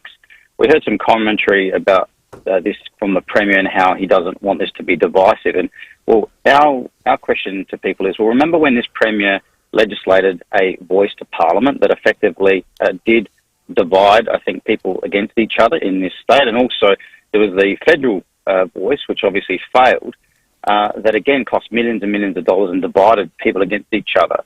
What we're saying to the Premier and to Labor now is, well, come and join us on a unity ticket here, and not only will the federal opposition pledge to reinstate mandatory citizenship ceremonies on January 26th, but what we want to do is support that at the state level. Obviously, local councils only exist by a state act of Parliament, and we will do whatever is necessary if we're elected in March 2026 to ensure that those councils also celebrate Australia Day on Australia Day. And we think that it is a special day. There is more that unites us than divides us on this day, and I think people have just had a gutful about the woke agenda and, you know, effectively being called racist just because they're proud of their country. Is this a bit of a reheating of an old policy, though? If my memory serves me, I think Stephen Marshall promised to do this before the 2018 election, and when you guys were in power, you didn't even bring a bill in to do it. Oh, look, from time to time these debates come up, but I think, you know, we are where we are now, and the debate has come up. All we're saying is, well, if the Premier is serious about this, join us on a unity ticket now, and let's get on with it, and let's make sure that we put this debate to bed, and we're willing to put it in Parliament to ensure that we do celebrate what is good about Australia on Australia Day. And just on what you said just then about the voice, does that mean a Taria government would repeal it? Is that the final formal position? Well, I think what you find is that most people don't realise that Peter Malinauskas actually put in a state voice to Parliament, but it's the state's voice to Parliament. It's cost millions and millions of dollars, and to be honest with you, I don't think it's going to achieve what it's set out to do. And I also know that already they're having to replace people on that voice. So watch this space, because we are absolutely going to hold it to account. I'm all for improving outcomes when it comes to Aboriginal Australians and how they need to be assisted. But I tell you what, people at the moment are very cynical with it. It's costing millions and millions of dollars, and I'm not sure if it's actually going to achieve any improved outcomes. Vincent Taria, the leader of the opposition, thanks for joining us this morning on 5AA. It is time, almost, for Feedback Friday for the first time of 2025. Everyone is a winner. Get calling now if you'd like to be part of it, 8223 0000. Here is what you're playing for this morning, a family pass to the zoo. You can visit the new giant panda pair who are currently exploring their home, like you did, David. It was great. We went in there and one of them was sound asleep. Was it Shung Kui? But the other one, Elan, was hoofing into a big pile of bamboo. Well, there you go. I took a photo for you, actually. Oh, thank you. Yeah. Excellent. Hang on. Was it one of us asleep? This is what I was going to show you. These are rules to live by. I'm holding it up for Will on my phone. It says, the way of the panda. Hit me with it. Giant pandas have walked the earth for over 3 million years. They survived changes in the natural environment because of their ability to adapt. By exploring the way of the panda, you may gain a greater... Hang on, I've stuffed up. By exploring the way of the panda, you may gain a greater understanding of how to live in closer harmony with nature. See? Well, I mean, it might ruin your sex life too. Yeah. You won't have another child. Yeah, I'm not sure I'm keen on the way of the panda, I've got to say. I'll tell you what, though, what you should do, go to the zoo, go and check out the new capybaras. I know, you're very excited about if you like your guinea pigs gigantic, the capybara is the animal for you. What are their relationships like?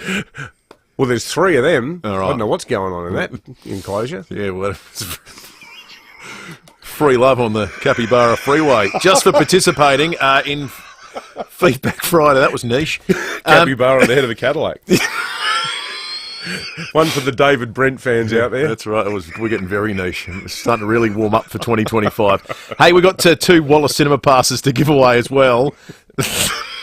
Who doesn't love a giant South American guinea pig? Exactly right. If you want to be part of Feedback Friday, you can get to the zoo or get to the movies. Either way, you're winning. We've got spots available. Get calling right now, 8223 0000. Light up your taste buds at a Porto with our flavour-packed garlic-loaded wrapper. Chicken tenders, garlic sauce, Portuguese salad, mayo and chips, all wrapped up in a toasted pita for only $10.95. Limited time, excludes delivery and airports. Porto.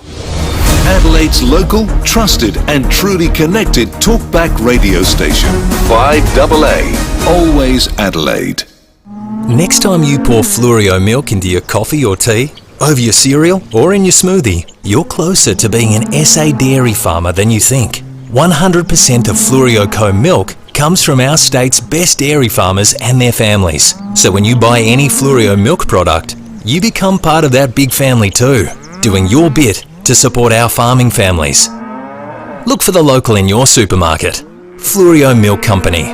We're for SA dairy farmers. 5AA Breakfast is streaming live right now. To watch, simply head to 5AA on Facebook or YouTube.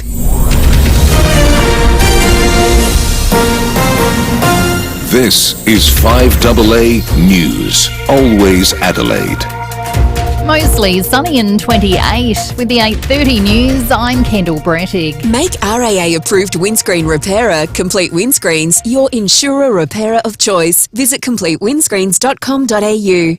A statue of Captain Cook has been vandalised in Sydney's east for the second year in a row. 2 days out from Australia Day, red paint has been splashed across the figure at Randwick and parts of its face and hand have been knocked off. Randwick City Councillor Carolyn Martin says it's disgraceful. I'm here with a council worker that looked after it last time when it was damaged, and just to restore it is such a big effort and expense. But that aside, it's just, we're all just horrified. It comes as a new poll shows more Australians are backing the 26th of January as Australia Day. A Resolve poll shows support has leapt from 47 to 61% over the past 2 years. Only 39% of people believe events should not continue on that date. Travellers heading off for the long weekend are being warned to prepare for potential flight delays. Ground staff around the country, including in Adelaide, are holding rolling 4-hour stoppages in a push for better pay and conditions. TWU National Secretary Michael Caine says their message is clear. Don't take the low road. Take the high road with us. Put in place decent terms and conditions for us as a workforce, and then come with us to make change in this industry. Let's make legislative change. A man with mobility issues was carried to safety by 2 police officers as his house went up in flames early this morning. Patrols were called to Bristol Street at Aldinga Beach just before 2:30. They could see smoke coming from a front room and could hear a man coughing inside. The 71-year-old was taken to hospital with smoke inhalation. The cause of the blaze is not suspicious.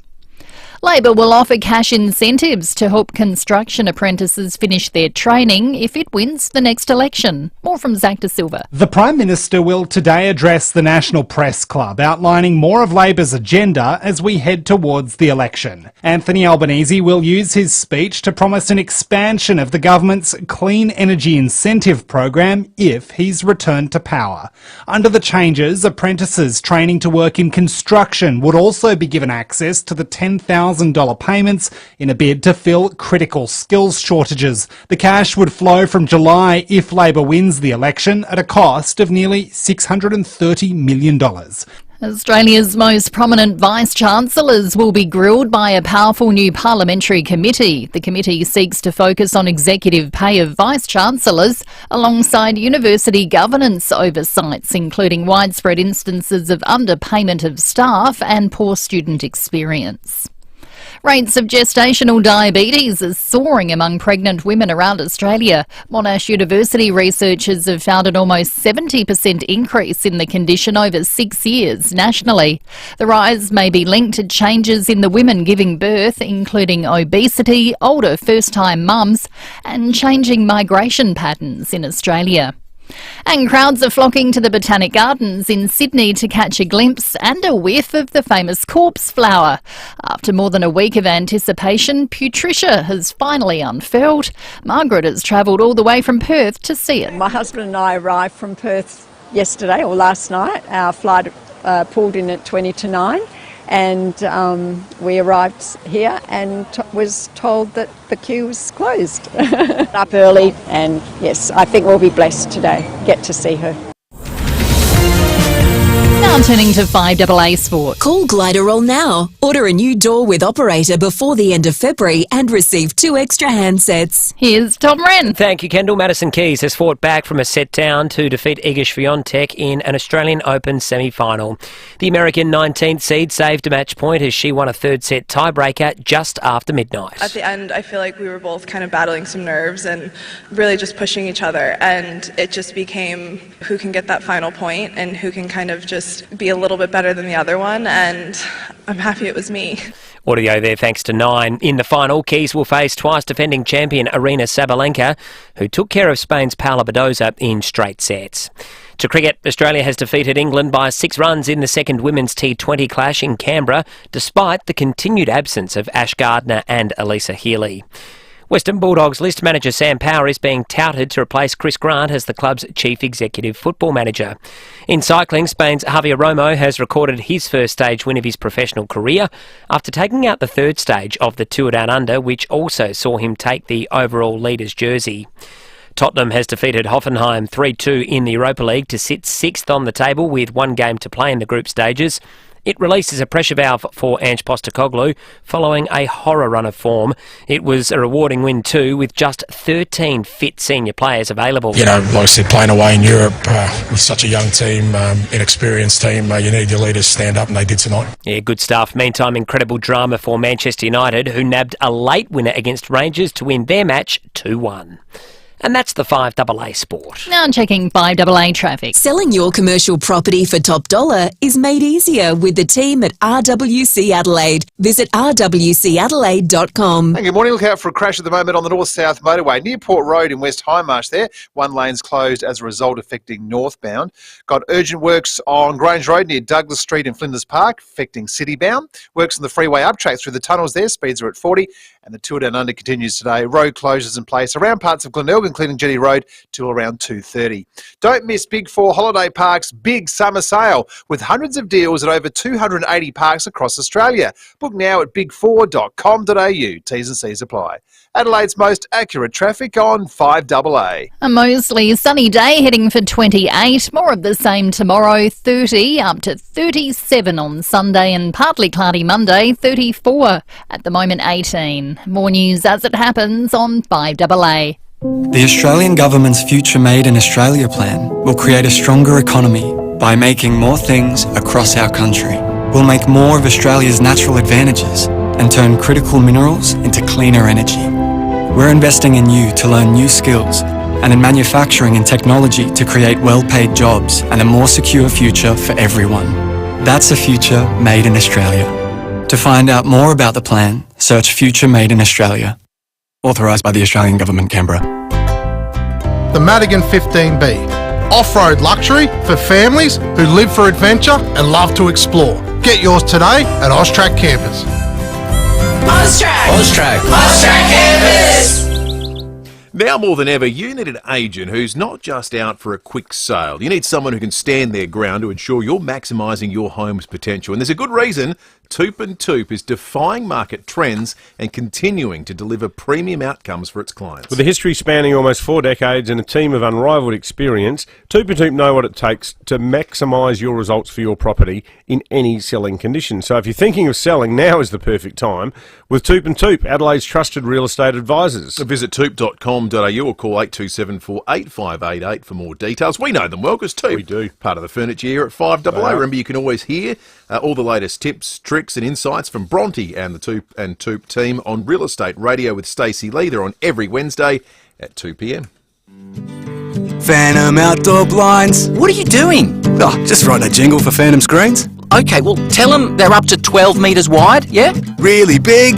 Tell them they block the wind and the rain. Blocks the wind. And blocks sun and insects. Really shady, and Grossteins can't get in. Tell them there's no posts. Uninterrupted views.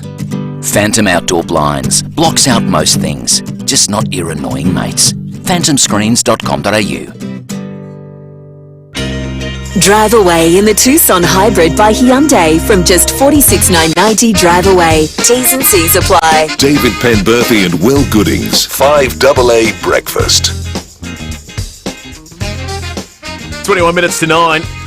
Bit of average white band to get up and about. Oh, yeah. How good were they? And if that's not enough, it's what a great record. Time for cake. Feedback Friday. Feedback. Friday today, so have you say feedback. Love Feedback Friday. We actually got one spot available if you want to call in. 82230000. Everyone wins a prize. Someone is getting the family pass to the zoo. The other two contestants will get a double pass to Wallace Cinemas. A lot of good movies at the moment that I want to see. I really want to see the Bob Dylan film that's getting all the plaudits. Yeah. Number of Oscar nominations today. And what about the appointment of new popes is apparently good too. Yeah, that's good. My mum saw that and was raving about Guy it. Pearce got nominated for The Brutalist, I think. That was... but there's a lot of good... I'm going to have a ceremonial watching of a David Lynch movie over the weekend. I might watch Blue Velvet. Blue Velvet. Going back to the... Oh my God, what a film.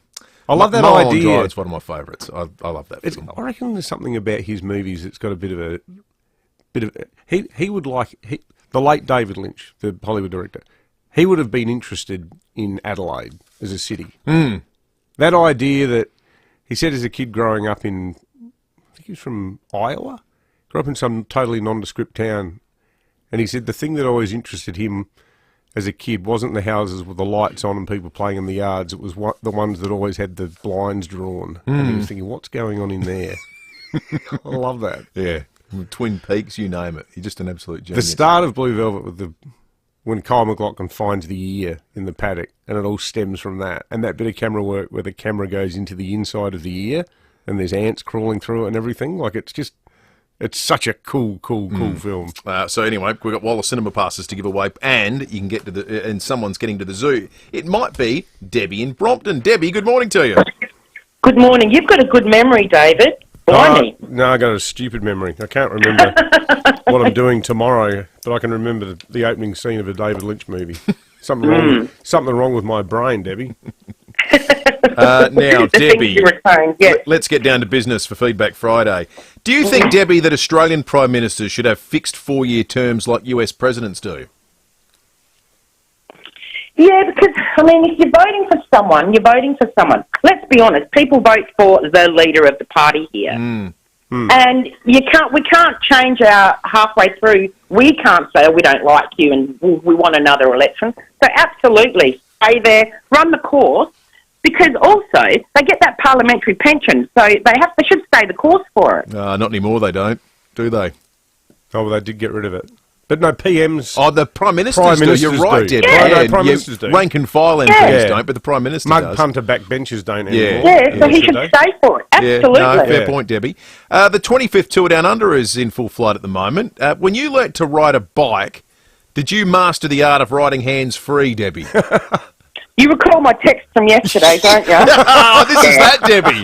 I don't know why they put Brompton there. I think it's to put you off. Oh. Yeah, I did. I can ride hands-free, yeah, absolutely. All right. Yep.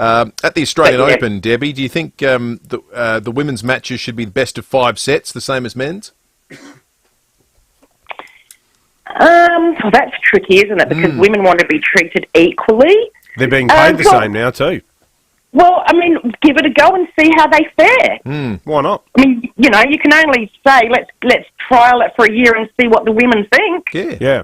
Make it cutting edge. And if the women put their hand up and say we can't cope, well, then let the backlash begin. But yeah, I reckon. You having? I think I know the answer to this question, Debbie. But you having a barbecue this weekend? Yeah, probably. Of course, I'm celebrating Australia Day. I don't want to offend. I would never want to do anything that offends people. But I did hear something interesting. Imagine telling the Parisians not to celebrate Bastille Day and the Americans not to celebrate the 4th of July. They even told people to get nicked with a bloody drink driving thing. So, you know. And can I just say, I've seen Bob Dylan live. I hope that movie's more interesting because he is boring as live. I'm with you, Debbie. The crowd talked. They talked so loud you could hardly hear him singing. That's how boring he was at the entertainment centre. I love Bob Dylan, but I reckon I might have been at the same concert as you, Debbie, and it was... it was with Bonnie Raitt and John Hyatt. Yeah, it was a bad And they were awesome, and then he came on and people just started talking. Yeah. So we actually got a review through.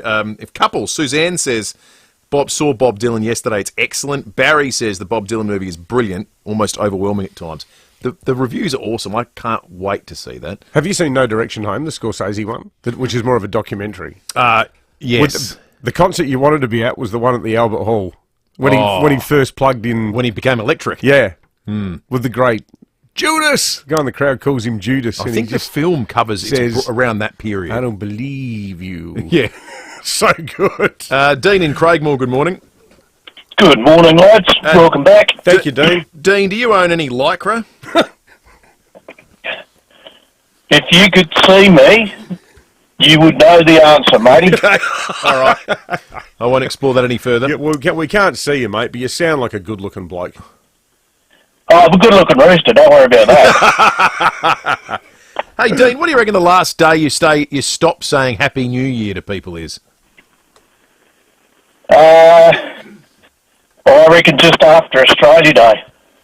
Yeah, okay. We're getting there. Should a lot of debate around the conduct of tennis fans at the Australian Open at the moment. Do you think tennis fans should be able to make noise like football supporters, or should you have to stay silent during points and show some decorum? Nah, you know what? I reckon go for broke. You know, give it all. You know, just we're Australians, mate. You know, we've got to be different, don't we? Yeah, well, we don't just sit there. You know, you don't do the old. You know, sitting at Lord's going clap, clap, clap every time they hit the ball. You know, we get into it. You know, that's the way we are. Maybe we need a live-style tennis tournament where the crowd can go as mental as it likes. I think that's sort of what they've made the right section on the court and all sorts. Yeah, that's right. Singapore Airlines have announced another 3 flights a week from Adelaide. Then that will start soon. Qantas still have 0 international flights out of SA. If you were in charge of Qantas, Dean, and you could nominate one destination they fly direct to out of Adelaide, where would it be?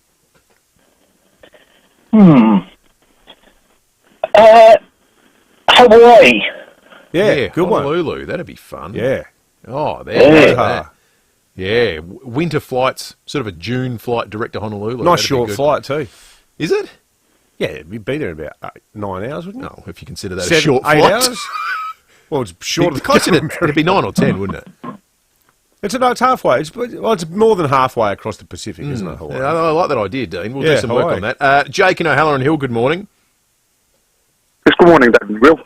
Jake, my 7 News colleague, Mark Soderstrom, fell off his bike, broke his hand. I think he's actually broken both hands, he's discovered over the night, as a Tour Down Under ride. Can you remember the worst fall you've ever taken off a bike, Jake? I haven't really had broken any bones coming off a bike, but once I was running through the school quadrangle to get to my bike and I didn't see the actual bike rack and stumbled over them. Oh, Jake. Oh, nasty. That doesn't sound fun at all. Yeah, in front of all my friends, so that was pretty embarrassing. No. Which school was that, Jake? Dawes Road High School. Oh, really? My wife's school. I know Matt and Kate very well. Oh, Jake. Oh, mate, I'll pass on their regards. Matt was down, he was staying with us for the last few weeks down from Darwin, so I'll say good day to him. No, he's having a good life up there, I can see. Yeah, absolutely. Hey, Jake, we spoke with Tim Cooper a moment ago, stepping down from his position at Cooper's. Do you have a favourite Cooper's beer? Oh, definitely the sparkling. You can actually get 4 sparklings at Castle Plaza, long necks for $20, so that's my go-to. Wow. Oh, wow, really? That's awesome. Yeah, it's pretty good. And then obviously Dan Murphy's will match it, or, Dan Murphy's will match that price, so sometimes they even get 4 for $19. Wow. So that's good. That's exceptional value. Kids go back to school next week, Jake. What was your favourite subject in school? PE is always up top, but I was pretty smart at maths, so I was pretty much known as a maths geek, Rain Man growing up. So. And just lastly, Jake, this year marks 50 years since SA led the nation by declaring Maslin Beach Australia's first nude beach. Have you ever been to Maslin Beach?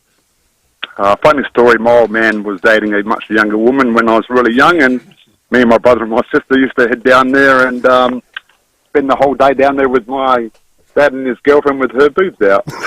Oh, sounds like a happy memory. It was pretty interesting as a 6-year-old. Okay. Thank you, Jake. Well, some of these things, pretty libertarian. Formative moments growing up. Right. I mean, we asked the question, I guess. Didn't we? I know. You know, it's hard to blame anyone. Exactly. Now, who do we like for the zoo pass, and who do we like for the movies? I reckon let's give the movie passes to Jake and Dean, and Debbie can go to the zoo. There we go. All right, fantastic work. Thanks for being part of Feedback Friday. We're going to check traffic and come back in just a moment. Yeah, guys, look out for a crash at the moment in West Highmarsh on the north-south motorway there, near Port Road. One lane is closed as a result for northbound. Got works on the freeway up track through the tunnels there. Speeds are at 40. And, of course, the tour down under continues today. Road closures in place around parts of Glenelg, including Jetty Road, till about 2:30 as it makes its way to Victor the Savo. Looking for great value insurance? You haven't shopped around until you've tried Yui. You Insured. Visit yui.com.au today or call 13-YUI. Adelaide's most accurate traffic on 5AA. I'm high! The Excelsior Hotel has always felt like home, and right now you can tuck into a schnitty and a pint for just $22 in the front bar. Not bad, hey? That's a schnitty and a pint for just $22, only in the front bar. Make sure you check out their $20 jugs of the month too, plus live acoustic music every Saturday and Sunday from 5 till 8 p.m. The Excelsior Hotel feels like home, but better. You just know it's a Barreau Hotel.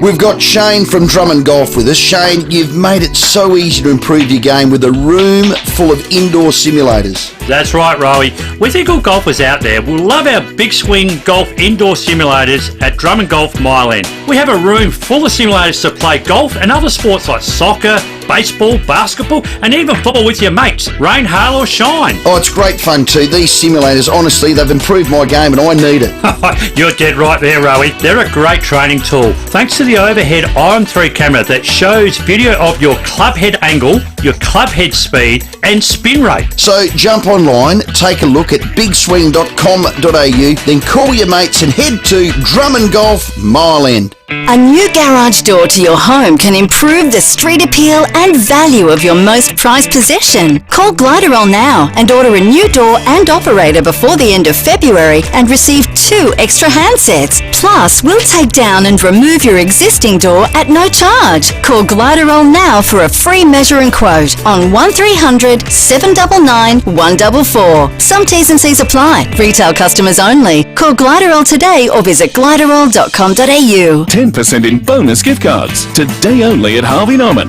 Get 10% of your purchase price in bonus gift cards when you spend $500 or more on selected products. Hurry! Stores are open until 9 p.m. tonight with this huge one-day offer. 10% in bonus Harvey Norman gift cards. Shop in store. Shop online. 10% in bonus gift cards on now at Harvey Norman. Today only. Do not miss out. Stores open until 9 p.m. tonight. Terms, conditions and exclusions apply. Gift card valid for 1 month. Trading hours may vary. Drive away in the Tucson Hybrid by Hyundai from just $46,990 drive away. T's and C's apply. David Penberthy and Will Goodings. 5AA Breakfast.